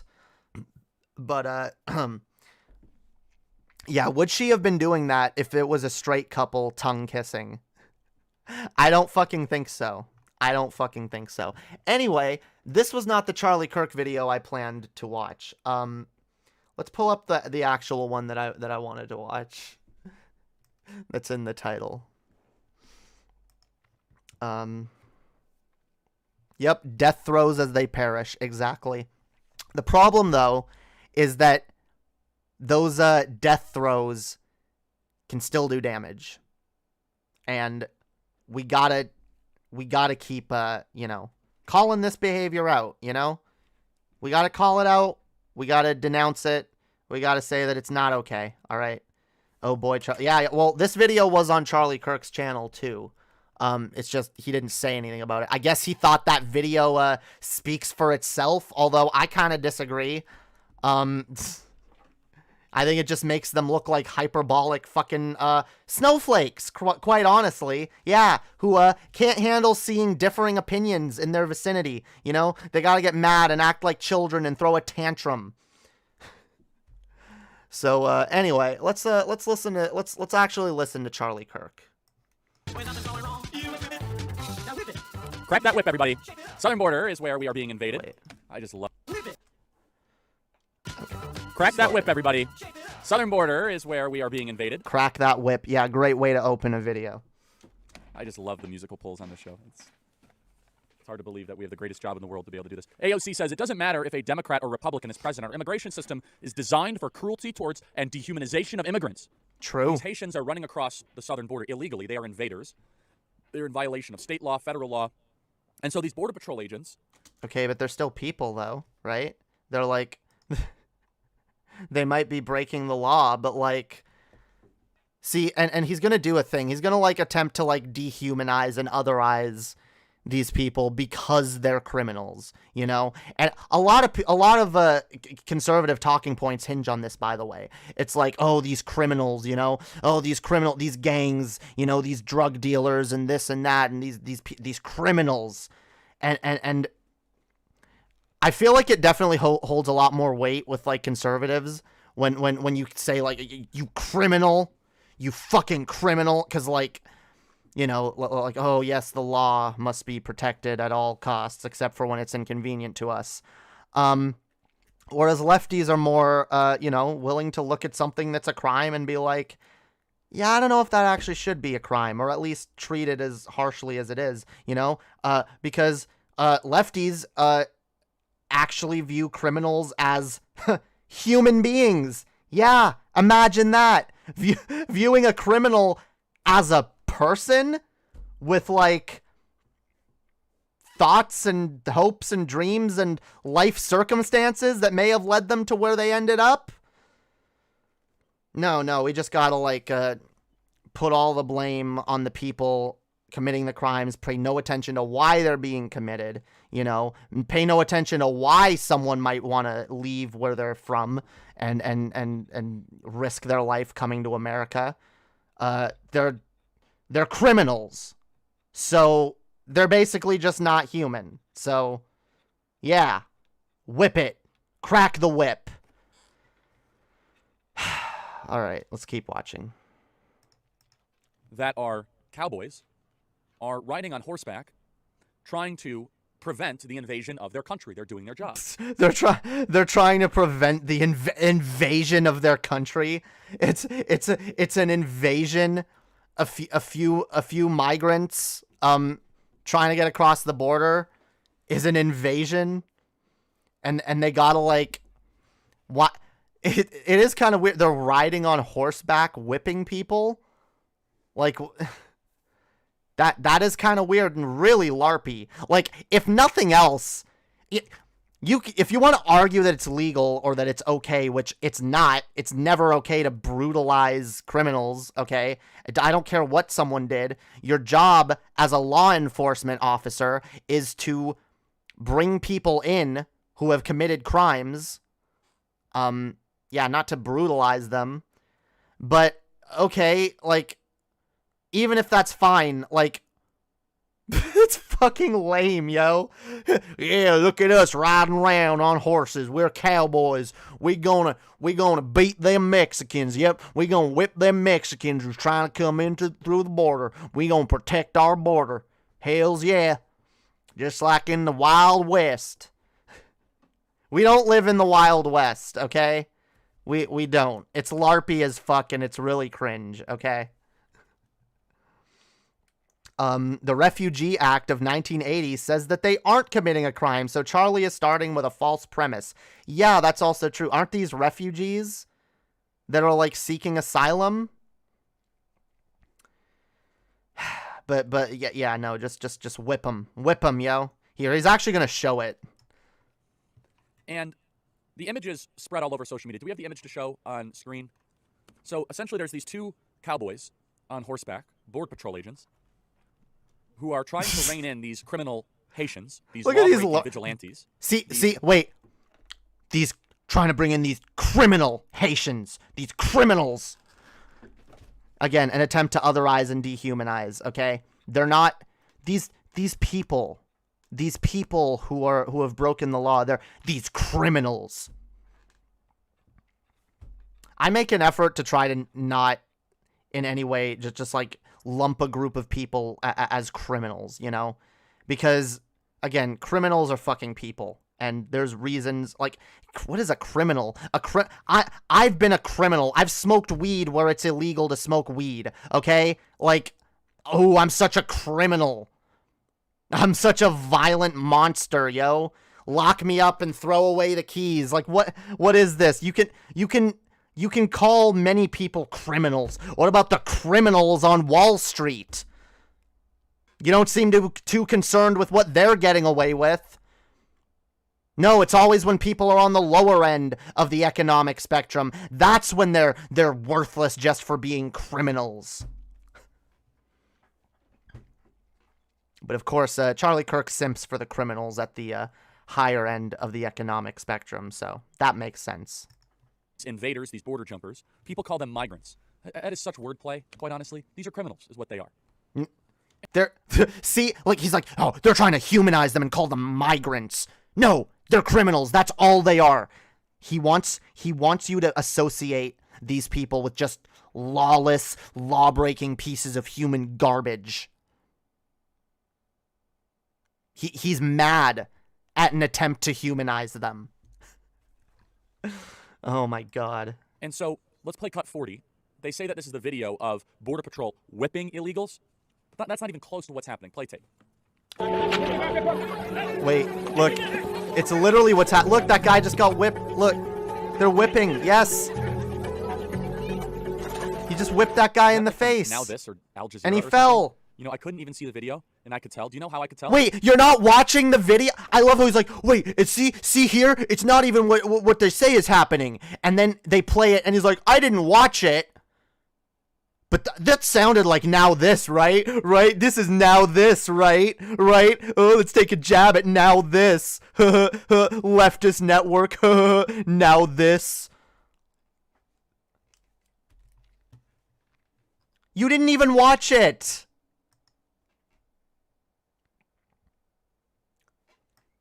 At least one agent appears to whip the man, the face of a man. Yeah, he gets whipped in the face. Look at that. Was that like from Now This or Al Jazeera? They're whipping people, yes! How is that okay? It's not even what's... It's literally what's happening. It's on the screen. Or something. You know, I couldn't even see the video, and I could tell. Do you know how I could tell? Because of this dramatic, somber music, as if they're talking about the last of the Mohicans or something. Look, I don't love the dramatic music that they use either, but that's not like that doesn't change the point. That doesn't change the content of the video, okay? Yes, they're going around whipping people. That's kind of fucked and really LARPy and lame and inhumane. But, oh, they're just criminals, so it's fine. And so the alleged whip that the Border Patrol was using was actually a bridle or a rein for the horse. But, it wasn't. Guys. They didn't have like a whip. It wasn't like a chain whip or like a it wasn't the thing they were whipping them with. It wasn't meant to whip people. It was the horse bridle, the thing that you use to whip the horse, by the way. It wasn't like a human whip. It wasn't a dominatrix whip. It wasn't technically a whip, guys. I could go around whipping you with this fucking cord. There, I just whipped my hand with a cord. You can. What? It wasn't a whip. They're still whipping people. Absolutely, they are. The fuck are you talking about? You can whip someone with anything. Holy fuck. Yeah, my dad whipped me with a belt. Oh, it wasn't actually a whip. It wasn't a whip, so he didn't whip you, alright? He just belted you, and that's somehow different. Going around like, ya-cha, ya-cha. Now, why is it that there's so much outrage about this? There's so much outrage about this for a very... Because it's a human rights violation. Because it's police brutality. It's not okay. Yeah. I don't care what kind of criminal they are. And by the way, again, they're not even violent ones. Although, I guess these dipshits view, like, crossing the border as the most egregious slight against American citizens that could ever fucking... ever be allowed to happen. But again, they fucking support the same corporations that rape our planet, treat workers like fucking garbage, like literally slave what is it, wage slavery. Yeah, that's all fine, but like, oh my god, crossing a piece of land that we've arbitrarily decided this is ours and you're not allowed here is the most egregious offense. When it's already been proven that fucking illegal immigrants don't even have that much of a harm on the economy. And if we were to just let people come here legally, they'd be even better for the economy. Yeah. Cops killing people, that's fine. But men crossing an imaginary line... Oh, you gotta kill him. You gotta whip him. You gotta beat the shit out of him. Put him in camps. Holy fuck. It's fucking disgusting. Imagine that, yo. We're whipping people and putting them in camps for crossing an imaginary line that we drew in the sand to say, this is ours now. Pfft. Holy fuck. And we're punishing people who are just desperately trying to get out of the hellholes they've been living in so they can have a better fucking life. Holy fuck. Anyway, let's hear what he thinks the reason is. Very specific and psychological reason. Crime does not elicit sympathy. And this guy was not abusing them. You look at the video. He's using a bridle. Crime does not elicit sympathy? What does that mean? Crime does not elicit sympathy? I know that's the way you want it. You think criminals should just be dehumanized. Although, you know what? I'm sure you've broken the law before, Charlie Kirk. Or are you a good little boy that always does everything, always fucking drives the speed limit, always wears his seatbelt, never fucking litters, never fucking, like, fucking pirates a movie or whatever? Like, holy fuck. Who the fuck hasn't committed a crime? Like...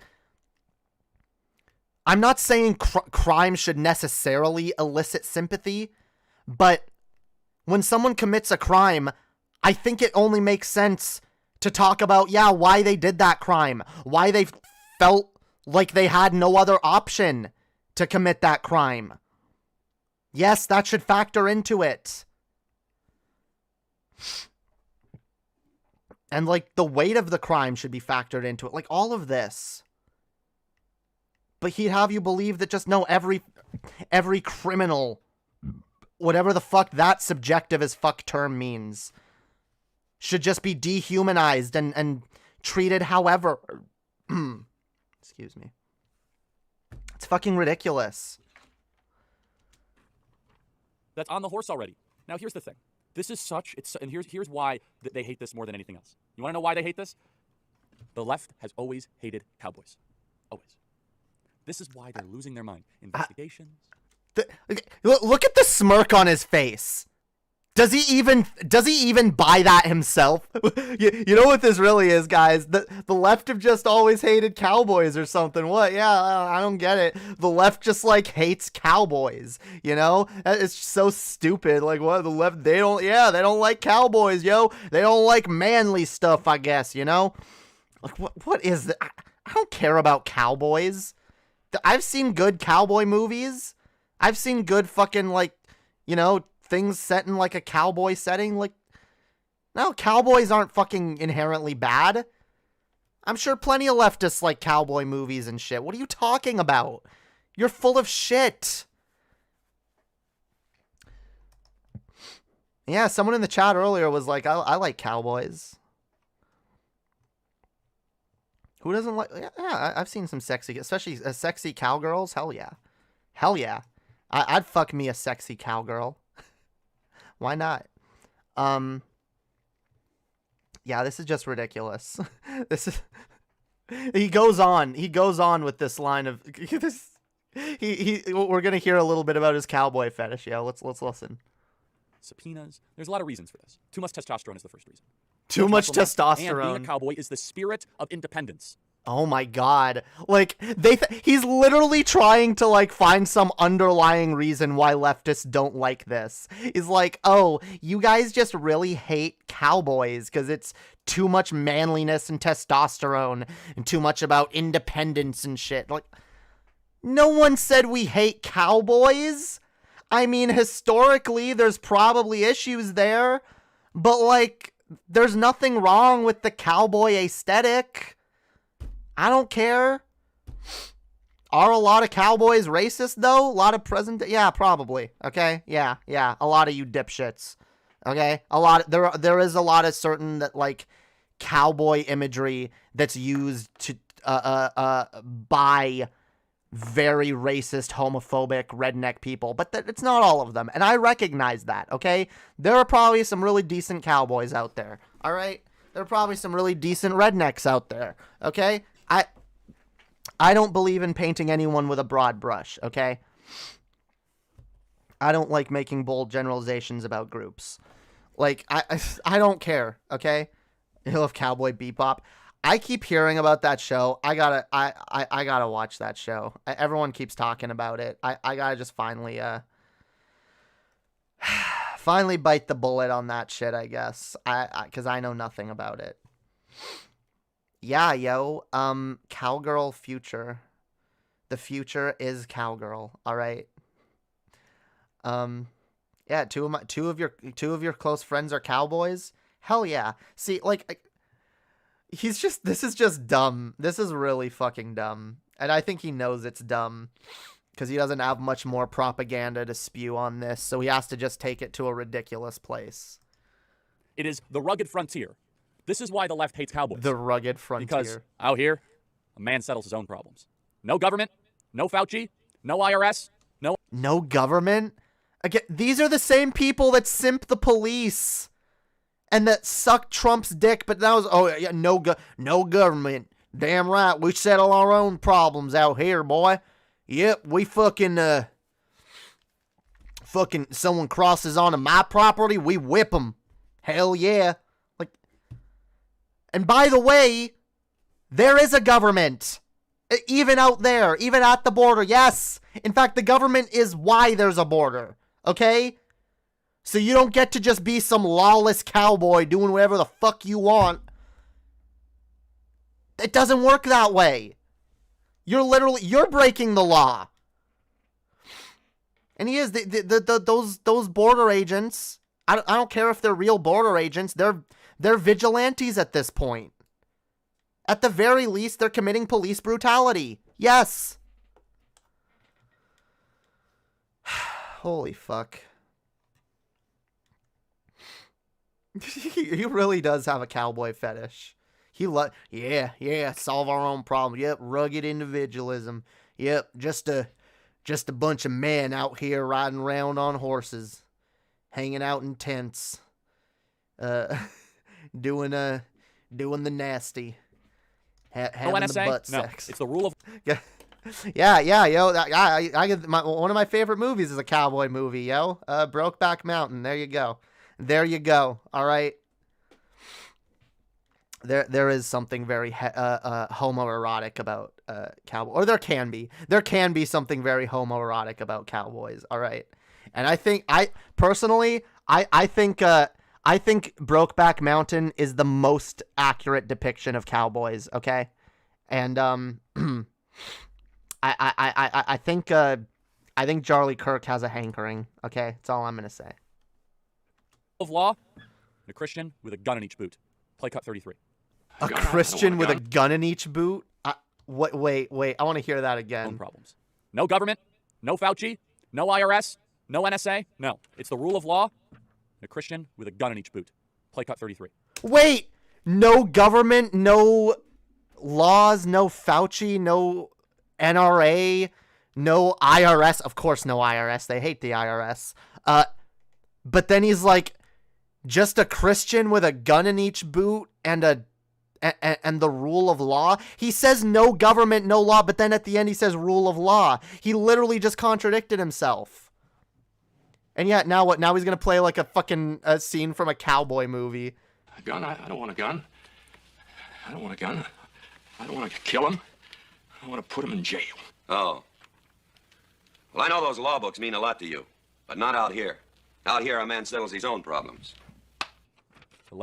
I love how that's the positive message he pulls from that scene. Like, I look at the guy and be like, I don't want to kill him. I want to put him in jail. And I'm like, yeah, that is the right attitude to have. But of course, he sympathized with the guy like, nope, no, out here, we don't care about none of that law stuff. We're just going to kill him. Like, holy fuck. Oh my God.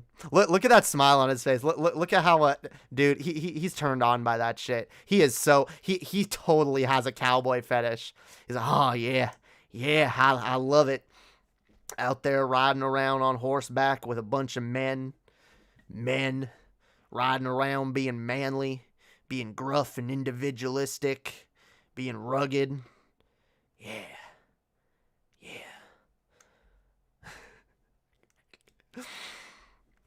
We need it. We need more homoerotic cowboy movies, guys. We need that. All right. Someone needs to write a better homoerotic cowboy movie than Brokeback Mountain. I know it exists out there. I know it can be found. All right. We got to make it. We got to make this shit a reality. For people like Charlie Kirk, okay? People like Charlie Kirk need movies to shamefully jerk off to as well, okay? That is important, okay? Yeah, a lot of them are probably getting sick of Brokeback Mountain after they've seen it like the 400th time. Hates that. They hate the idea that America was founded on courageous men and women that went into the unknown, went into the frontier and built something new. Courageous men and women that committed a genocide against different colored people who already owned the land that they were trying to conquer. Yeah, fuck off. Holy shit. Charlie Kirk is one of the most full of shit individuals on the goddamn planet. I swear. Well, that was fun. Yeah, yo, Charlie Kirk's literal cowboy fetish. Literal fucking cowboy fetish.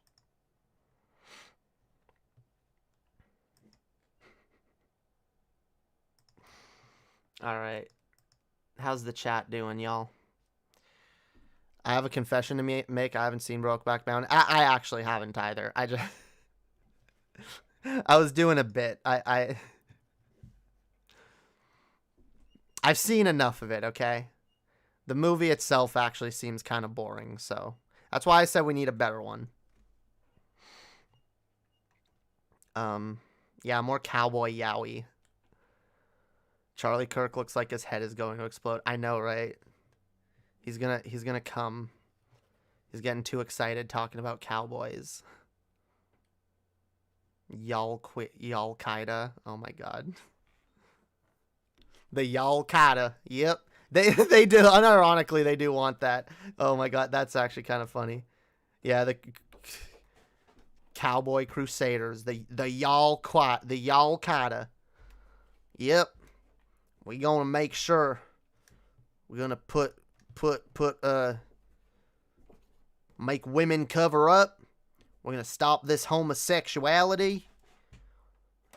I'm gonna put a stop to this trans bullshit. Damn right. That is what they dream of. They dream of being like roving gangs of militias, like taking to the streets and killing anyone they view as degenerate. They unironically get off to that shit. Yeah. Unironically. Ugh. Anyway, yo, if y'all have been enjoying this shit so far, y'all should consider hitting me up with a dono. If any of y'all got some fucking cash to spare, yo. If you don't, that's fine too. But I could really use the donos if people are able to. I hate asking for donos. I really do. I really do hate it. I only ask because I'm like, you know, times be tough, yo. All right, times be tough. But times be tough for everyone. I get it, yo. All right. I truly think these conservative podcast show hosts are in the closet. Yeah, unironically, I do too. I think a lot of homophobes are in some sort of closet. I really do. I really do. Also, see, that's the other thing I should ask. Look, I'm not going to ask for cash. You don't have to donate. Here's what you can do. All right? Share this shit. All right? Share my channel, share my videos, my clips, share them around different fucking communities. All right? Help me get my fucking name out there. Cuz the more viewers we have, the less likely I'll be like asking for donations constantly. We got to get more exposure, yo. It's tough. It's tough. But once we get back to a regular schedule, I am going to work on getting some guests on. So that'll be dope. Gay conservative love, let's fucking go. Hell yeah. I wish gay conservatives felt more you know, comfortable with being themselves. I do. I want people to be happy, yo. I want people to live their truest selves.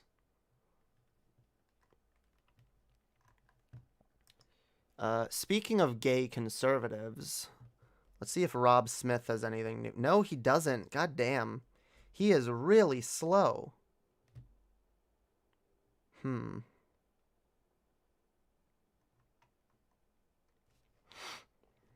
Black mother interrupts Antifa press conference. I don't feel like I'm in the mood to defend Antifa. I mean, I can. I just don't feel like it right now.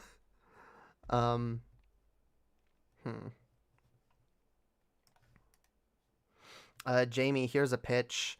A sci-fi about two gay space cowboys traveling through the multiverse to save the world tree while helping random people on their way. Damn.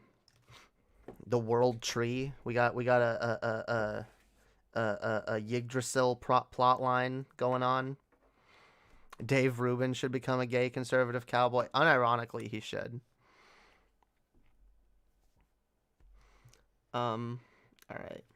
God damn it. God damn it. All right. I share Teddy and people fall down the alt-left pipeline to you, Annie, and Swegta. It's the perfect strategy.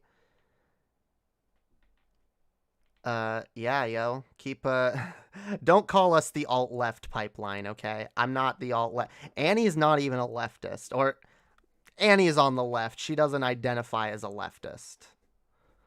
I do think she, like, politically, all the stuff she believes in, she's pretty much a leftist. But that's fine. She doesn't have to use that label. Think about it, Jamie. Gay cowboys in space. Imagine the sex scenes. No, I'm with you. Let's fund this movie. Let's do it. Let's see if we can get some backers, yo.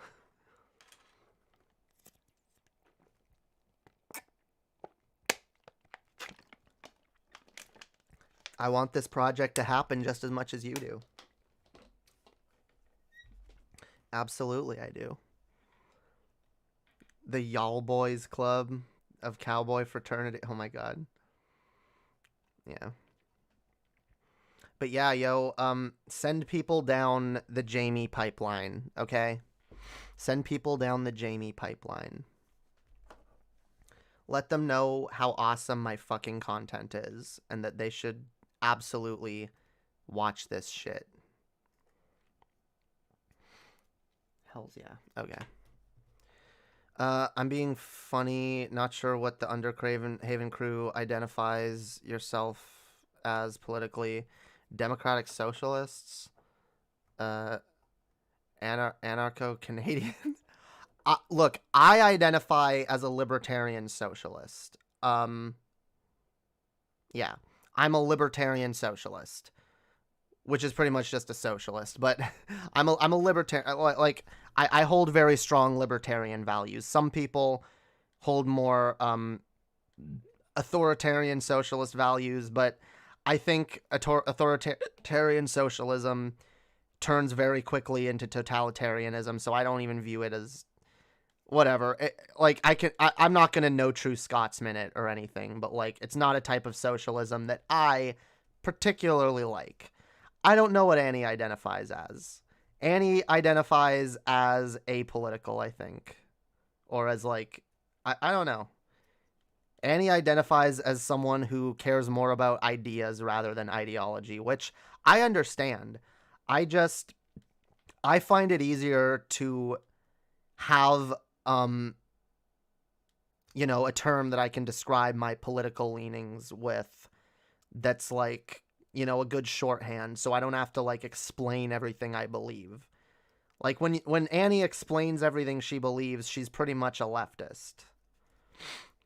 But like, she just doesn't use the label. We're pretty much aligned on most things, I think. I feel like we agree on most shit. Labels do exist for a reason. And look, I get being anti-label, but like, yeah, like, sometimes, like, hey, if something doesn't have a label, you don't know what it is, right?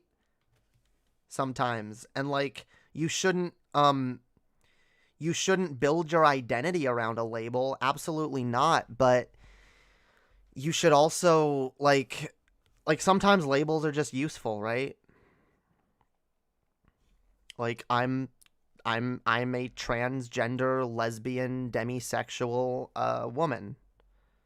And those labels aren't who I am, but they're a part of who I am. So yeah. People get offended by categorization, but if the shoe fits, yeah, that's pretty much how I view it, Just like people getting mad at like the term cisgender. It's like, no, I'm sorry, that literally just describes what you are, okay? And again, I love people getting mad at cisgender too, because like this is the same like attitude that people had about the term straight originally, where it's like, what are you saying? I'm straight. Like, you have to like make a label for me. I'm not straight. I'm normal, And now a lot of these people identify as super straight. They've gone all the way with it. Like, I promise you, in like 20 years, you'll have like right-wingers make up something along the lines of like super cis. Like, they'll once they realize that the term cisgender isn't going anywhere, they're gonna like adopt it and go super hard with it. I predict that happening. That is absolutely gonna happen in the future. And y'all can come back and see it here first, where I predicted it. All right. The same shit's gonna happen. Fucking transphobes are gonna like lean super heavy on the term cisgender, and they're gonna make it a point of their pride. Like, yeah, we're cisgender and proud. And then there's gonna be like a new term that comes up that people are going to be mad about. where it's gonna, I don't know, maybe there's gonna be maybe in the future, like, I don't know, like, I'm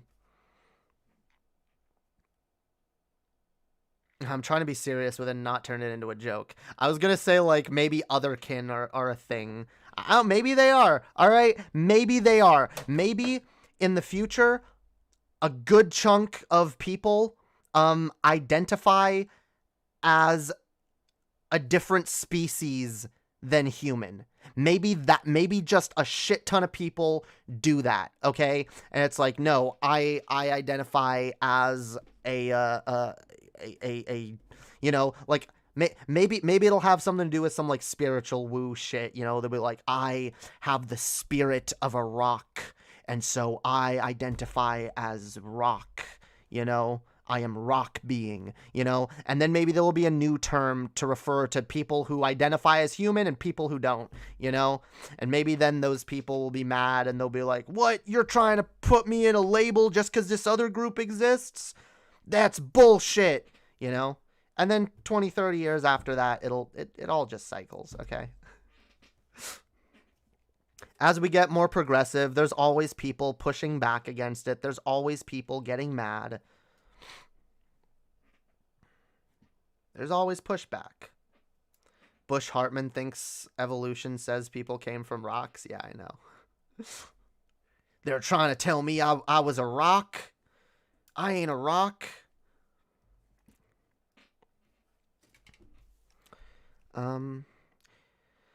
As the Nazis infest the right like termites on meth, the non-Nazi conservatives find themselves being eaten out of house and home and starving for relevance and cash, and they're starting to feel desperate and grifty, such as Glenn Beck. Oh yeah, like, because this is the thing, the right, there's like a battle right now for like what even the right is on the left. The you know, the Nazis and the traditionalist conservatives versus, like, the more centristy people, the more opportunistic type people that... And by the way, those people were always grifters, okay? People that only push right-wing messaging because they know it'll make them money, those people never really had any principles to begin with. They just became conservatives as a matter of convenience, okay? If it was convenient for them to be leftists, they would be leftists. It's just not, because leftism would lead things in the opposite direction from what they want. So yeah, it's not even like the party is originally... It's not even like the party was ever aligned with what they believe in, because a lot of them don't believe in anything.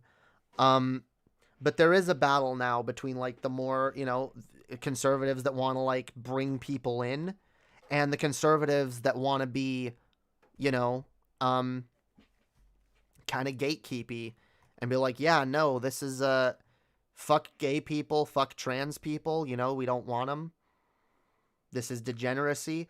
And, like, those people are trying to take over, and it seems like those people are almost winning at this point, and I don't know if that's a good thing or a bad thing, honestly, because it could be a good thing if the right is taken over by, like, extremists. The extremists are not a majority, okay? There's a reason why they do so much propaganda. They're trying to radicalize people, always.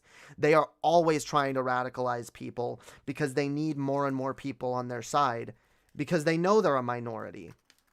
They know they're losing the culture war. Most people are progressive, some level of progressive. Even most conservative people are, like, okay with black people and gay people and trans people and shit, you know? A lot of those people even recognize the need for fucking universal health care and shit like that.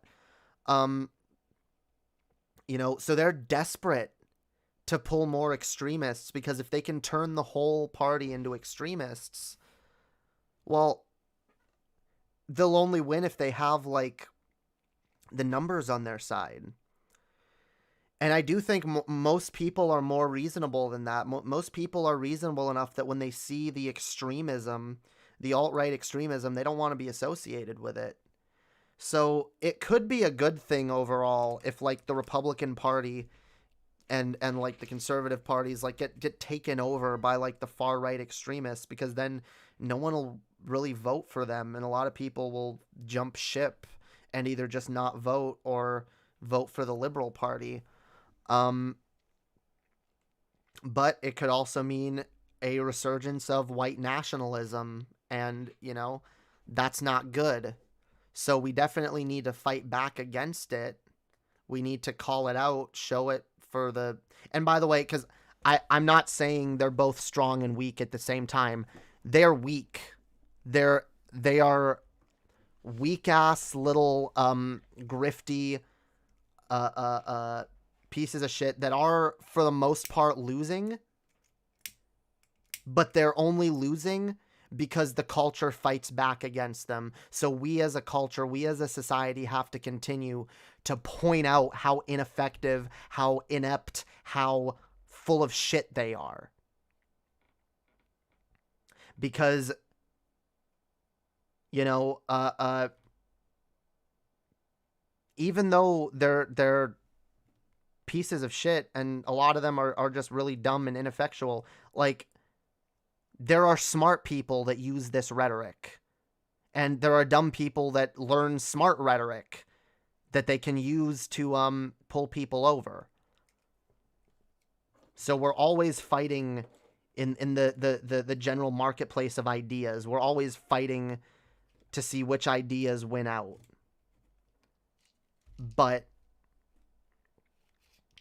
we should also keep in mind the general direction that things are headed and continue to push things in that direction. Problem with your strategy. We live in America, not Canada. We have 2 parties at a time, not hundreds. Everything I just said is... I said everything I said specifically so it could be applied to Canada or America. I literally everything I just said, okay? In America, if the alt-right takes over the Republican Party, most people will either jump ship and become Democrats, or they'll just not vote. Or, and I don't know, a lot of people do like vote Libertarian or whatever. Maybe the Libertarian Party will see a surge in support. That's a possibility. The death of the Republican Party wouldn't be like one insignificant fly in a swarm dropping and 50 more crowding the open spot. It would mean America becomes a one-party nation. Not necessarily. If the Republican Party really falls apart, like really becomes like fucking unthinkable to most Americans to vote for, I do think the Libertarian Party could see a resurgence, a surge of support. It's not the most likely scenario, and it would definitely, I think honestly, it would just split the vote, and every election, yeah, America would become a one-party nation for the most part, until the Republican Party realized that it could no longer win doing that. Win with that strategy, and it would have to like completely overhaul its strategy, which might even be a good thing. I don't know. Maybe maybe there's a world in which the Republican Party is such a shell of its former self. It's so like, you know, it's so like cannibalized itself that like, I don't know, maybe someone comes in power who actually tries to like flank the Democratic Party from the left. I always said that like if Trump pulled that strategy, he would have destroyed Biden. He would have destroyed Biden if he started flanking him to the left on certain issues. If he started saying, you know what, Biden, he doesn't want to do Medicare for all. He doesn't agree with Bernie. You know what? The people agree with Bernie. We're going to do Medicare for all. We're going to make it good. It's going to be huge. Imagine the Democratic Party could be destroyed by that strategy. which would force the Democratic Party to reevaluate its goals, right? So I do think the party's falling apart overall. No matter which party falls apart, it is a good thing. I just don't believe, I don't agree with like the level. I don't take it to the level that someone like Paul does, where it's like, oh, so we got to not vote for the Democratic Party so that this happens, because I don't think you can convince a majority of liberals to not vote. You're just not, that's not going to happen. It's not going to happen. But again, like if, I think,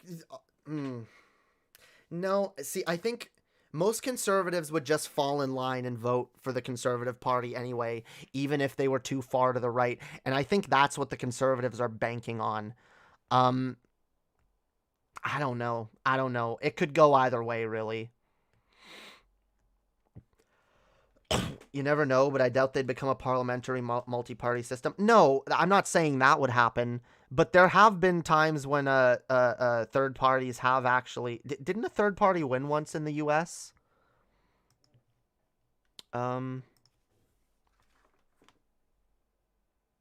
Did a third party ever win presidency? Only once has one of the two major parties finished third in a presidential election when not in the result of a realignment. The Progressive Party, with the former President Theodore Roosevelt as their candidate, obtained 88 electoral votes and surpassed the Republicans. So yes, that has happened before, and it can happen. A third party can take the presidency, all right? Yeah, I thought it was Roosevelt. Yeah, that can happen. It's not likely, it's rare, but it's a possibility, okay? I don't know. At this point, when it comes to American politics, we kind of just have to wait and see. We have to wait and see how the midterms go, and then we have to see who ends up succeeding Bernie and who ends up succeeding Trump, because those two, those will be two very important people to watch. Whoever ends up succeeding either, because I don't think Trump can win himself, but I do think that whoever he endorses is going to have a major, a major boost in support and might be the next Republican frontrunner. So.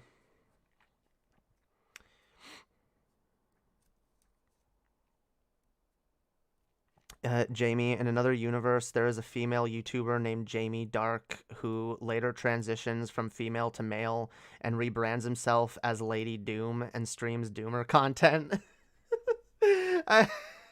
Yeah, no, Lord Doom. Yeah, Lord Doom. I am Lord Doom. You know what? That actually sounds like a funny premise for like a funny segment I could do. I could get some of my boy clothes. I could put on a hoodie and everything, and all right, guys, it's time for the Lord Doom segment. All right, here's why everything's fucked. Yeah, that could be funny. That could be a funny bit I could do for segments. Maybe I could like get specific articles that I could like fake Doom about. We could have streams from an alternate reality.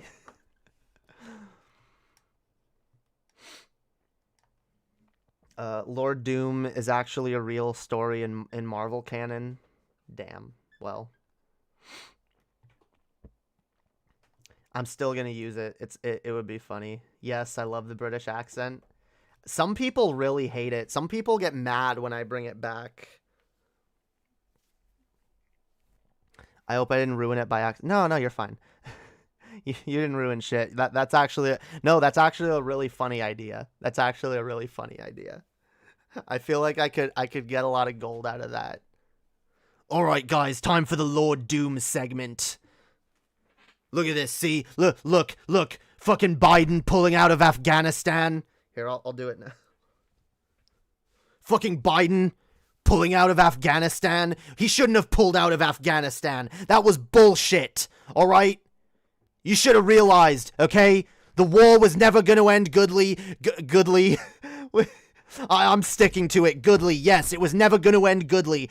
We should have just continued the war and admitted the fact that wars never end, okay? Life is hell. This planet is shit. We deserve to all fucking die from the nukes, alright? Bring on the nukes. Hell yes, alright? Bring on the war. Bring on World War III. Let's do it. I don't care. Bomb Afghanistan. Bomb them again. Biden, if anything, he should be going back to Afghanistan and just nuking the fucking Taliban already. Okay? Okay, this is, by the way, this is parody. This is parody and satire. I do not mean this take. This is not a real take at all. Hashtag bring on the nukes, no lives matter. Oh my god. I used to be on that shit, yo. I used to be on that doomer shit. When I was a big Paul fan, I was very much a doomer on my channel. Even before and after I was watching Paul. But like my biggest doomer bent was definitely when I was watching the most Paul. Like, it's all fucked. Don't even bother voting, alright? Don't even bother voting even. Voting is stupid, okay? Well, you're gonna listen to fucking promises of the fucking politicians? There's no point, okay? Everything just keeps getting worse. You can't trust anybody.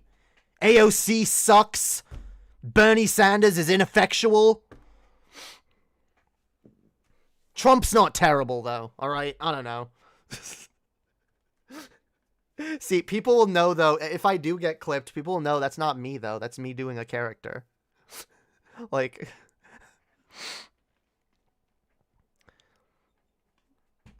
that's why I only say stuff I don't mean in, like, different accents and different voices. So people know, like, this is me when I'm talking normally. Like, this is what I mean. This is me talking for real, you know?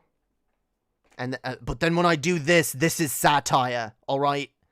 This is fucking satire. And if you don't get that, then you're a fucking idiot. And you shouldn't even be watching this. Seriously, go unsubscribe. I don't even want you here. Why do people even watch me even? Literally, okay? If you disagree with me, leave. Unsubscribe. I don't want you here. You're garbage.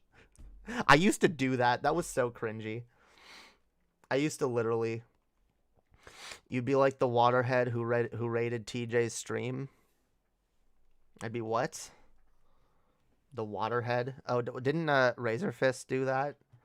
Was it Razor Fist or was it... I don't remember who it was. Exterminate Bible Man. Exterminate Bible Man.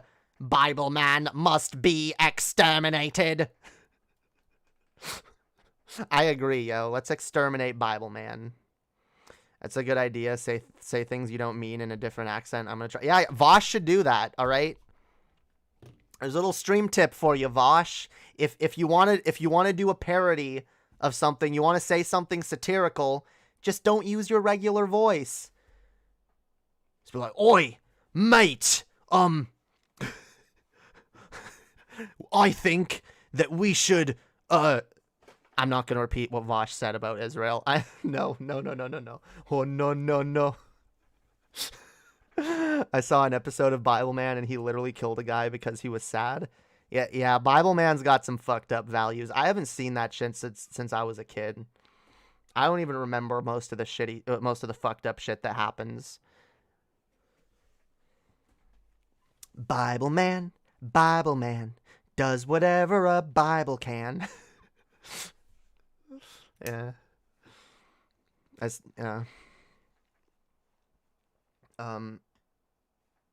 No, I'm not saying their name. Wait, who? I don't remember who you're talking about then. 'Cause I remember TJ's stream got raided recently by a dipshit. And I remember I tweeted that person, because, yeah, we were all like, TJ was like, yeah, let's all tweet this person a bunch of love. And so, like, me and a bunch of other people, like, tweeted at them. We're like, we love you. It's fine. We know you're mad. It's cool, yo. We're not mad, okay? We're not mad over here. It's fine. You had a little outburst. You sent your fans to come raid our community. That's fine, okay? We still love you. Yeah, we did the kill him with kindness thing. He got mad too. Wait, where is it? Where is the tweet? Wait, it's not that far back. Where the fuck?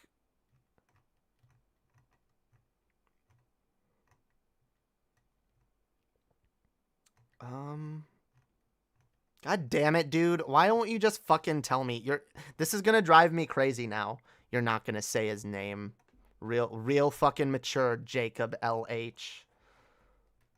Real fucking mature. Yeah, whatever. I can't find it. I don't know. I think it wasn't Razor Fist. Who the fuck was it?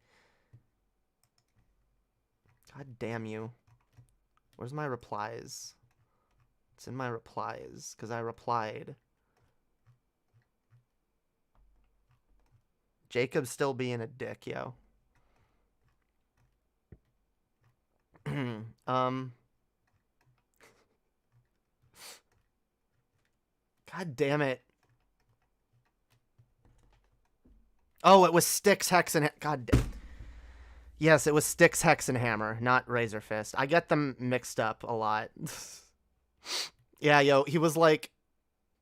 Because I guess someone asked TJ something about Styx during a stream, and TJ just spouted off an opinion. It wasn't even that much of a hot take.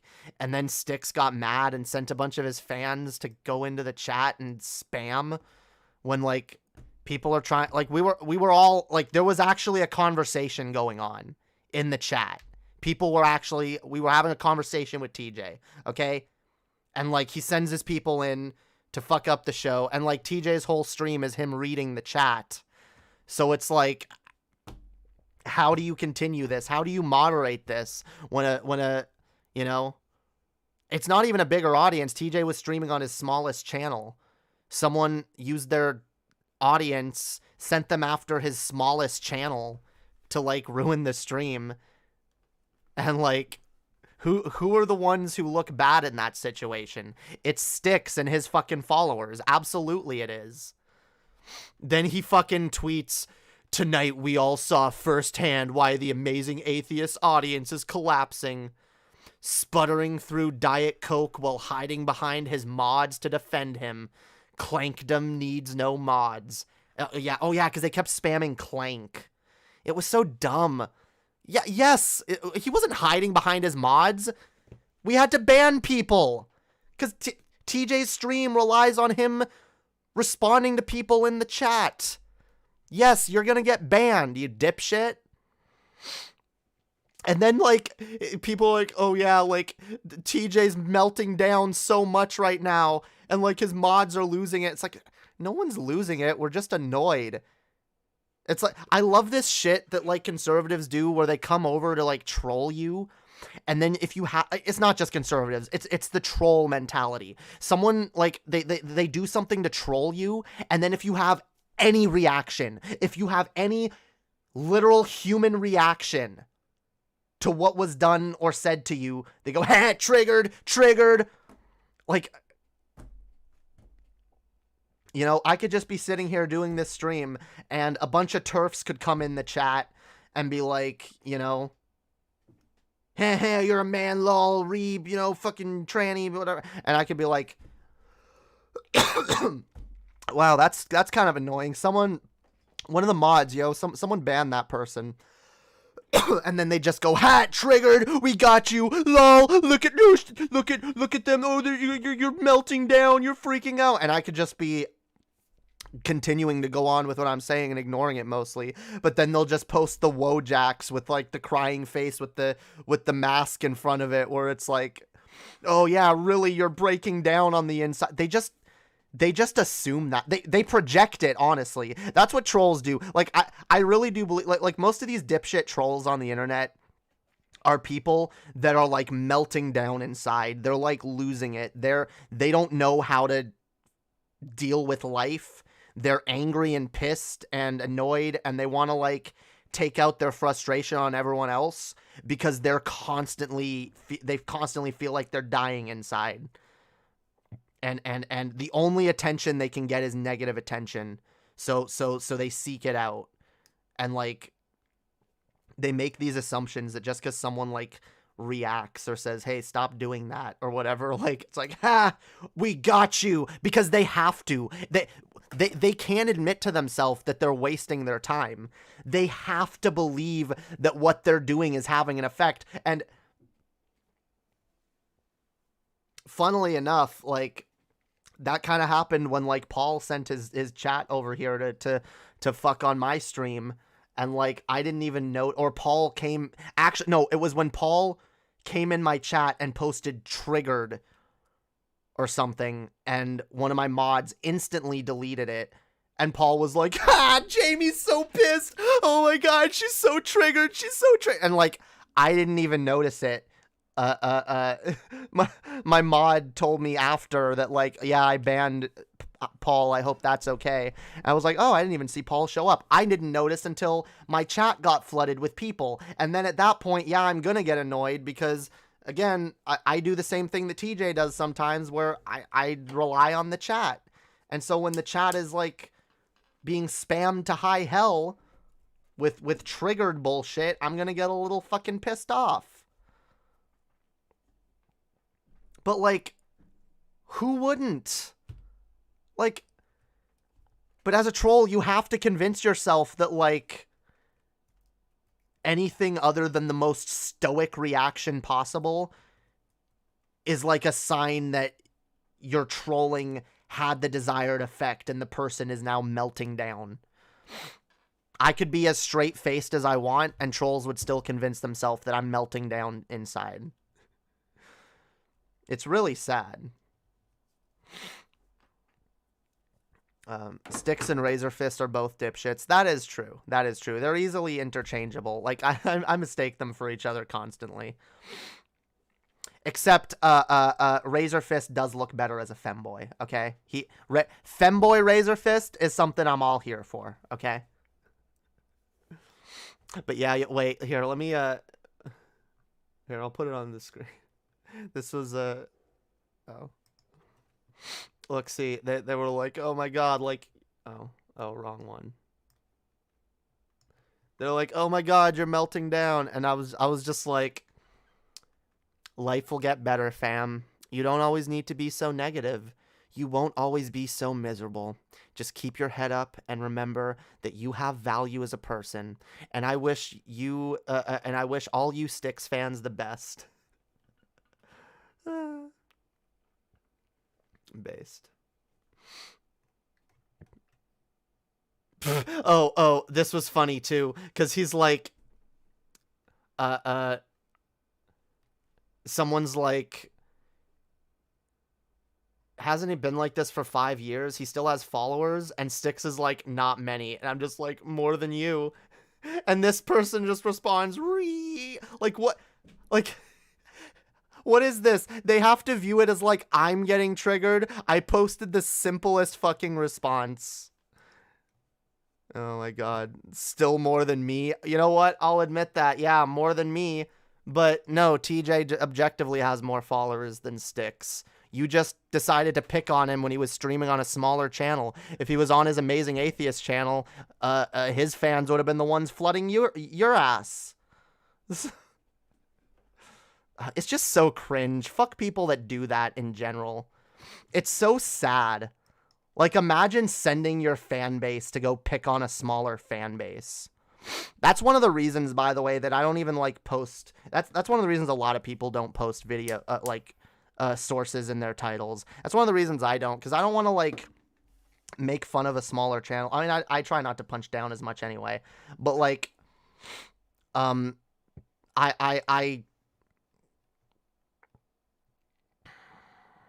you know, if I'm, like, commenting on, like, a smaller channel, or even, like, a channel around my size, or even bigger, like, I don't want my fans to go, like, harass those people. I don't want my fans harassing people. That's not good. In fact, any true fan of mine already knows not to go harass other communities because they would already just know that that's like not acceptable behavior. But hey, I guess that's the difference between the type of community I cultivate and the type of community someone like Styx cultivates. So he might have more followers, but I still maintain I have a better following, okay? Hells yeah.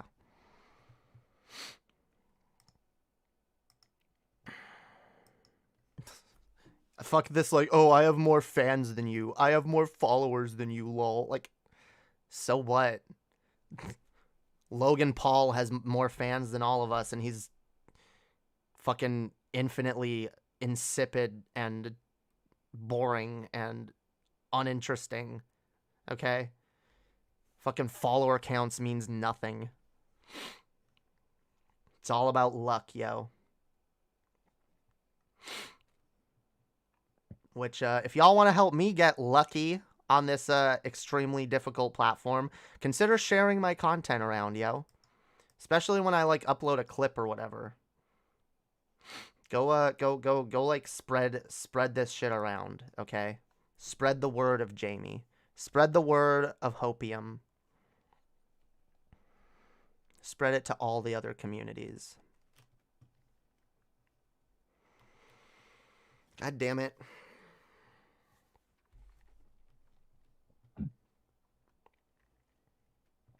The stupid Paul bros, please go away. Yeah, fuck the Paul bros.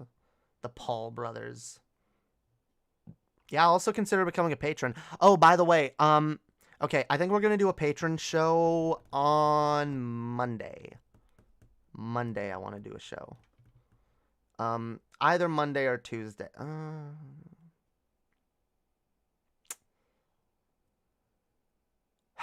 Okay. I gotta set it right now. Otherwise, I'm gonna go be wishy-washy on it. Okay, it's Monday. The patron show is Monday, and if anyone donates before the end of this stream, then I might get some alcohol and drink a little bit on that stream. But I need donos because I can't really afford booze. So. Yeah, if people want to see me get wasted on the patron show, either way, we're gonna go back. We're gonna continue with what I started on my last patron show, and we're gonna go back to the very beginning of my channel. Will you ever try to watch that video on Vimeo? The Jesus Freak? What Jesus Freak video? Did you send me a video that I didn't look at? Yeah, I don't know. What was I saying?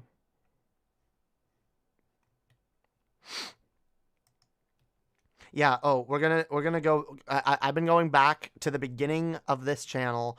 Most of these videos are private. We're gonna watch some of my old private videos. It's kind of fun. It's fun to roast my old content. Maybe I can find something a little newer with, like, political arguments that I really disagree with. But yeah, it's always a lot of fun shitting on myself. No, not the Kirk camera. Look, I still have to work on, like, editing that Left Behind viewing, which I'm still kind of annoyed about. But yeah, because only a portion of that is still up. And I have to, like, edit it all together and, like, put it on Vimeo or some shit. Which I will do eventually.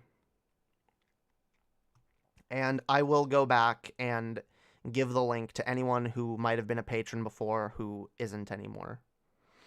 Although, I don't think I can get into the Dark A Corruptions Patreon anymore because Chess has the password and I do not. I don't know what it is, so I don't think I can get back in there. Left Behind main character report. Yeah. Kirk Cameron. Dude, I'm still sad because that commentary was going pretty good before I realized that it was down.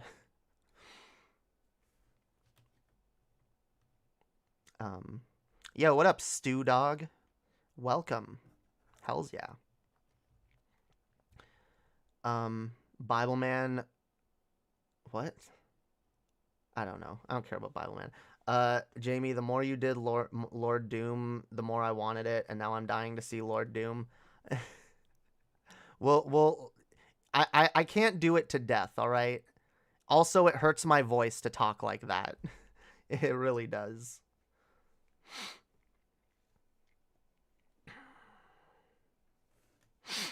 I could do a Lord Doom segment on Russell T Davies coming back as Doctor Who. Whoa. Hells yeah, thank you. Whoa. Why isn't it on the screen?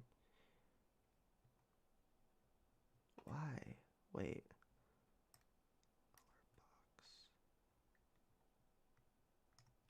There we go. Oh, yeah, we'll show that again. Hells yeah. Kaonian with the incredibly kind $10. Fuck yeah. Thank you so much, Kaonian. Hells yeah.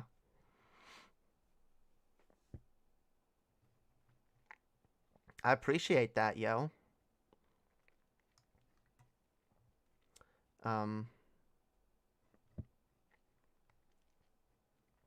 Christian content just melts your brain. I can't speak. Yeah, it does. Getting the dry mouth, yo. And I haven't even smoked weed yet. Which I'm probably gonna end in a little bit and go smoke me a bowl. I'm gonna smoke a fat bowl. And a cigarette. God damn it. I'm doing better on the cigarettes, okay? I'm only letting myself smoke like 2 a day, 3 most. But like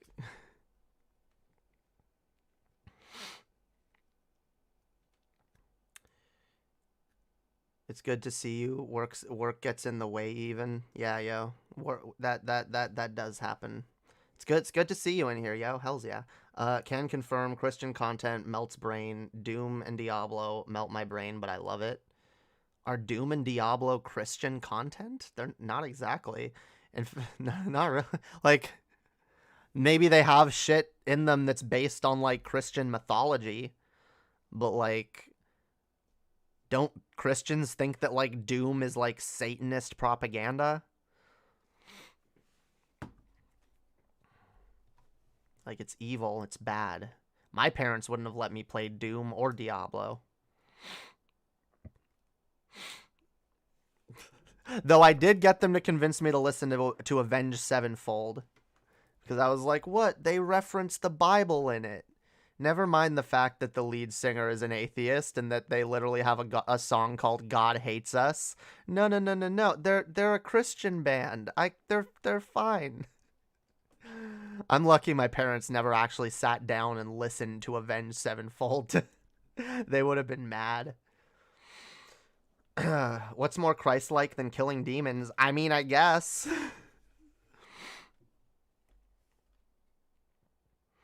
It is very Christ-like, yo. Jesus did say he came to bring the sword. Why would Doom be Satanist propaganda? You're literally killing demons. Yeah, I don't know. Like, Christians view anything that has, like, satanic imagery as somehow also glorifying it. Because, like, there's, like, pentagrams and shit in Doom, rather. I haven't played Diablo in, like, forever, but, like, Doom I've played a little more of. Yeah, I've barely played Diablo. They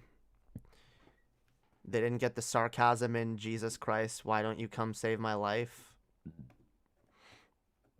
Yeah, yo. Oh, Christian radio would sometimes play Tool. Nice. Yeah, no, I knew Christian, like, kids, like, growing up that were like, oh, yeah, Avenged Sevenfold. And we would talk about, like, oh, no, it's totally Christian. Yeah, no, it's fine.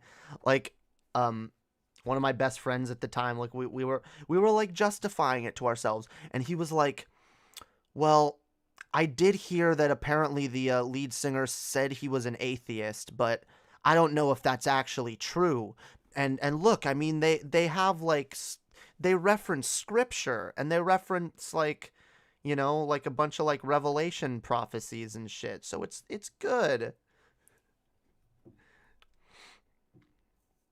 Look, some of Avenged Sevenfold's stuff really does slap, okay?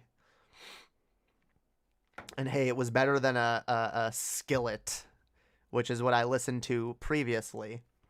I went from, okay, I would listen to like, oh my God, I could go even further back. Okay, a lot of people talk about like Bible Man and Veggie Tales as like, you know, the Christian propaganda shit. I haven't heard people talk about, does anyone know what God Rocks is? Because that was really big when I was growing up. And it was big in like most of the churches I went to.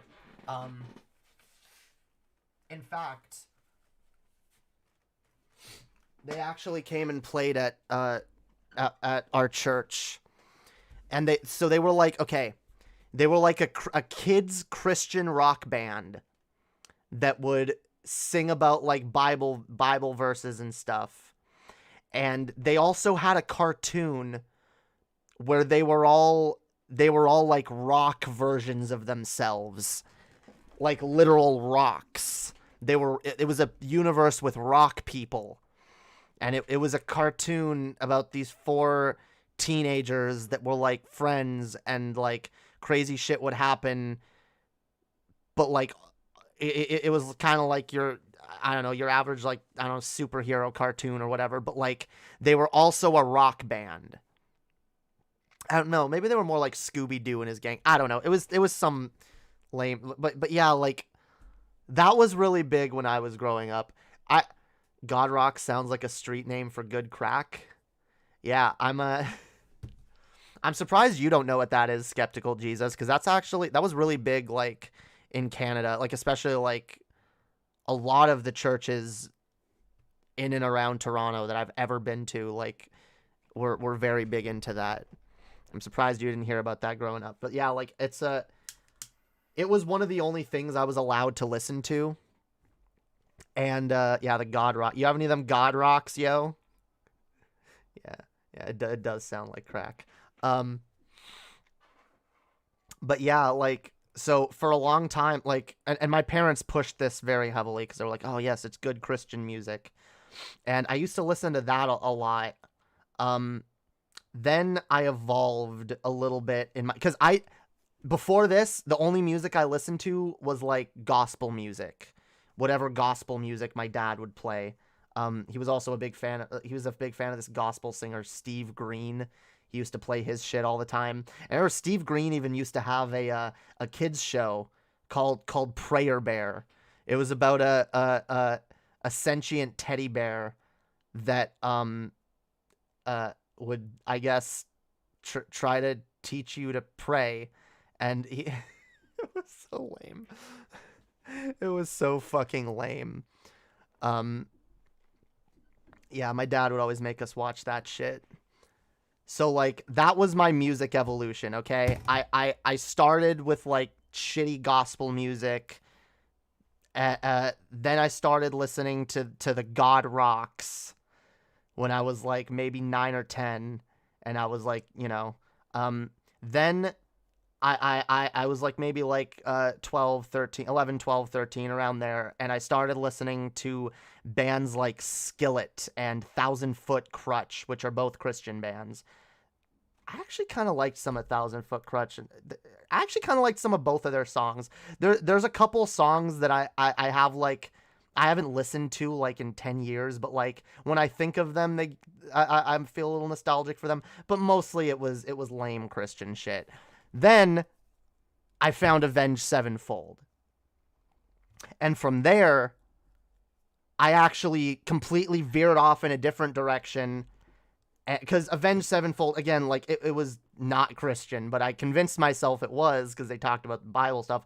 After that, I moved on to, like, Eminem. And for the next 4 or 5 years, all I listened to was Eminem.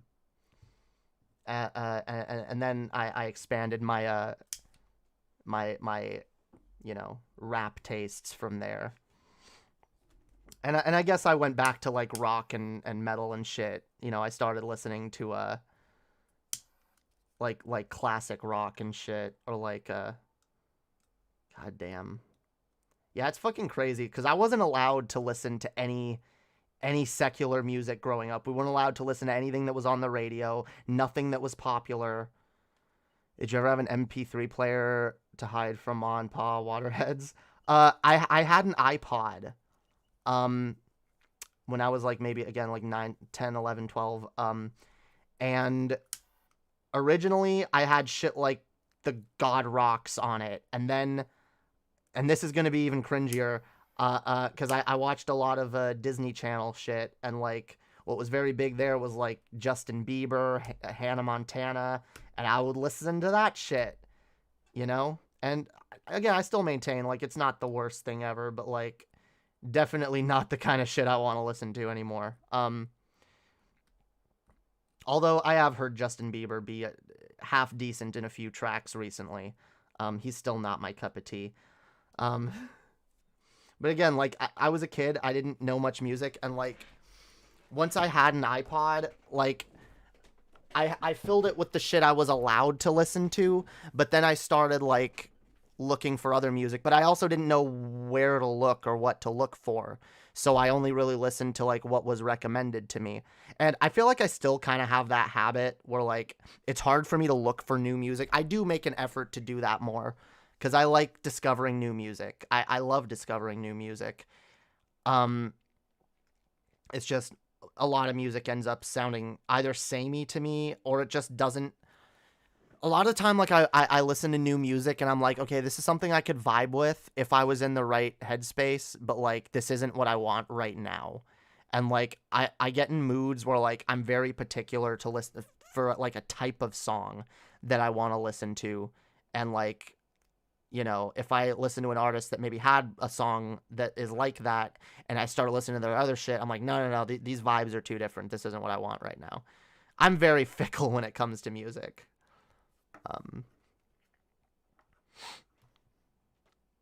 The only time my parents ever cared about my music when TV convinced them Marilyn Manson was bad and told me to get rid of it. Damn. See, I wouldn't have been allowed to bring Marilyn Manson into my house. Yeah, I forgot. Were you raised Christian, Skeptical Jesus? Were you raised in just like a moderate Christian family, or were they like any level of extremist? Because that seems like I feel like most moderate Christians are just like, oh, Marilyn Manson bad, you know. But my parents were like, no, everything's bad. Everything is bad. I started listening to emo music in elementary. Yeah, once I got to high school, like I was still very big into, well, I guess I started listening to Eminem in high school, but like as I progressed through high school, I listened to a lot more emo music. I started listening to like Linkin Park, My Chemical Romance, All Time Low, stuff like that. The emo shit. I also always like maintained that Eminem has always been kind of an emo rapper, which I like. I like his that he had a bit of an emo streak for a while. No, my parents didn't push much. My mom was a Protestant, but we never went to church except for big stuff like baptism. All right. So yeah, moderate, lukewarm Christians. The kind of Christians that I used to make fun of growing up, you know. My pastor would call them, ironically enough, CEOs, because he would be like, yep, these are the people that only come to church for Christmas, Easter, or other special occasions. So he'd be like, you're a CEO. And be like, and he would be like, you don't want to be a CEO. I find that funny. It's like, don't be a CEO. That's a bad thing. I'm like, aren't you a Christian and aren't you a right winger and a capitalist, presumably? I actually don't know. My church was probably a little more liberal. Well, some of them were. Once my parents realized just how liberal a church we were at was, they ended up leaving it pretty quickly. And I lost a lot of friends because of that. That sucked. It's like, oh no, they're actually okay with gay people? We can't go here anymore. fucking bullshit. My parents let me listen to whatever I wanted to. Damn. I wonder what that would have been like. I don't know what my music taste would be right now. I honestly don't. But yeah. Yeah, lukewarm Christians, we also called them. Jesus said that you should be if you're neither hot nor cold but lukewarm, he will spit you out. All right? In fact, literally, actually, like I've listened to Christian I've listened to sermons about this where it's like, you know what? God respects the atheist who is strong in his atheistic beliefs more than the person who says, oh, well, I'm kind of a Christian, but like, you know, I go to church when I feel like it, and like, I don't really pray a lot, and I don't tithe, but, you know, yeah, I kind of like pay lip service to Jesus, you know, like a lot of the churches I went to, they're like, no, those people, those are worse than atheists, all right? Because at least someone who's really cold in their belief against God, they're the opposite direction. At least they know what they believe. At least they stand for something. All right? Fuck these lukewarm, middle-of-the-road, centrist Christians. Those were the kinds of churches my parents liked being in.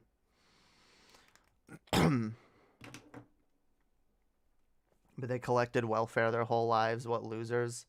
I mean, I'm not against welfare. I don't do the meme where it's like, oh, look at this shitty person that's been on welfare their whole life. I don't give a fuck.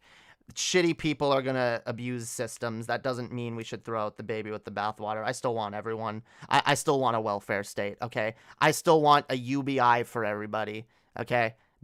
Look, my parents might have been lazy pieces of shit. My dad definitely is. But, like, there's no denying that there's no denying that we were struggling. And, like, if we had more help growing up, it would have made life better.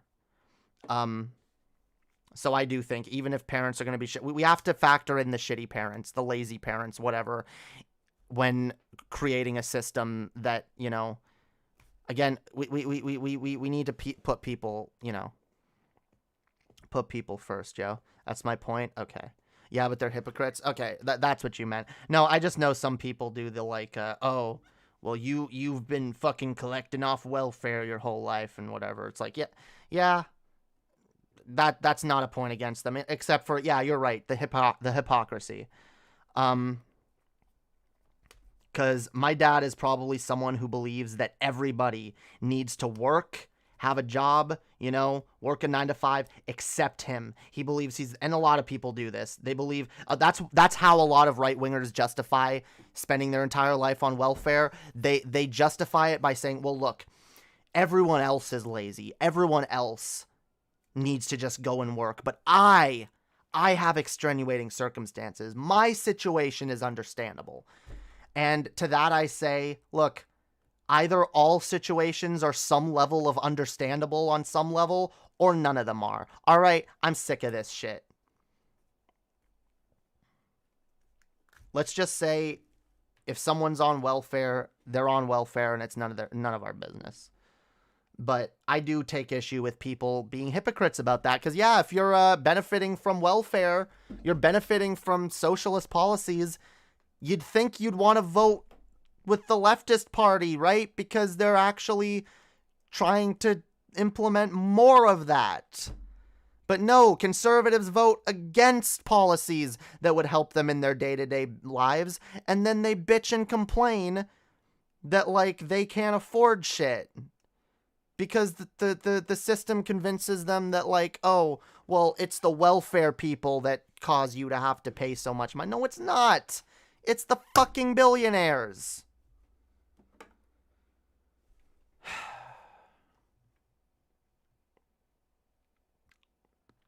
Anyway. So it's okay, they just float around job to job, spitting in burgers. I'll pay to keep them home, lol. Yeah, unironically, you know what? Yeah, like, there are some people, I'd rather have them just be at home, not bothering anybody, okay? Yes, I will give people a universal basic income, a guaranteed living income or whatever, so that people that shouldn't be in society can stay the fuck home, and you know, and anyone who wants better for themselves, anyone who doesn't want the bare minimum plus maybe a tiny bit more, they gotta go find some way to make some money. Hell yeah. That's the system I want. Like I said, just move them all to the south. They can have a theocracy and die of COVID. No, because the problem with and I know you're memeing there. I know you're not fully serious, but like unironically, the problem with that is if you give right-wing extremists their own state to do whatever they want with, you're fine. You're letting them do whatever they want. But what about their kids? What about their kids that'll have to live through that? That'll have to, you know, what about all the gay trans kids that are born to these far right extremists? They're like, yep, I'm gonna have my own fucking ethno state situation here. We're gonna have the South. South's gonna be its own thing, and we're gonna raise our kids however we want. We're gonna do whatever the fuck we want. Yeah, no, I cannot and will not allow that. Not ever.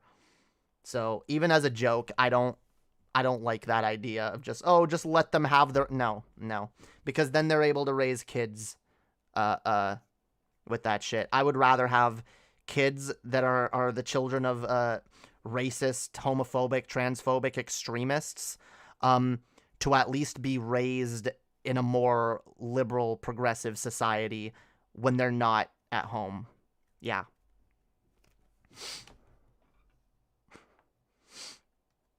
A right-wing state would eventually try to invade its neighbors. That's another good point. That's another fucking good point. Influence them like through trade, like the Middle East. They would just try to like, because you know, like Texas will like, oh, like look, we're independent. We can be independent right now. You know, they'll just try to like, they'll form like a trade system between all the southern states, and like they'll make themselves so they can just be cut off, so they're not reliant on the US. I don't know. I'm against that shit on so many levels. I'm against secession. I'm against any secessionary measures being taken. It should not happen.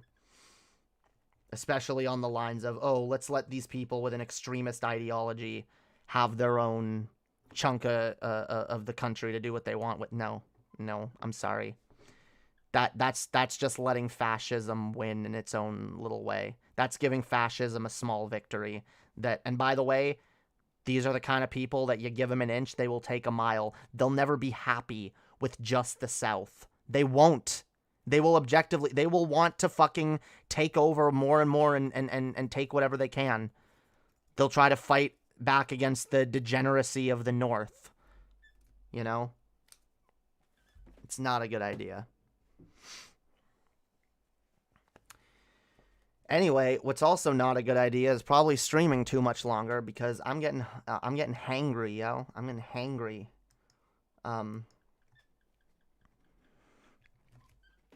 So yeah, all right. Final memes in the chat before we go. I don't trust all these quasi-military LARPers to keep their non-aggression pact. Yeah, me neither. It's the same reason I don't trust. I don't trust the tanky LARPers to be trustworthy if power was to be seized in that way. I don't like violent takeovers, and I don't like giving extremist groups I don't like letting them have their way. We have most of the good assets. Look, there's so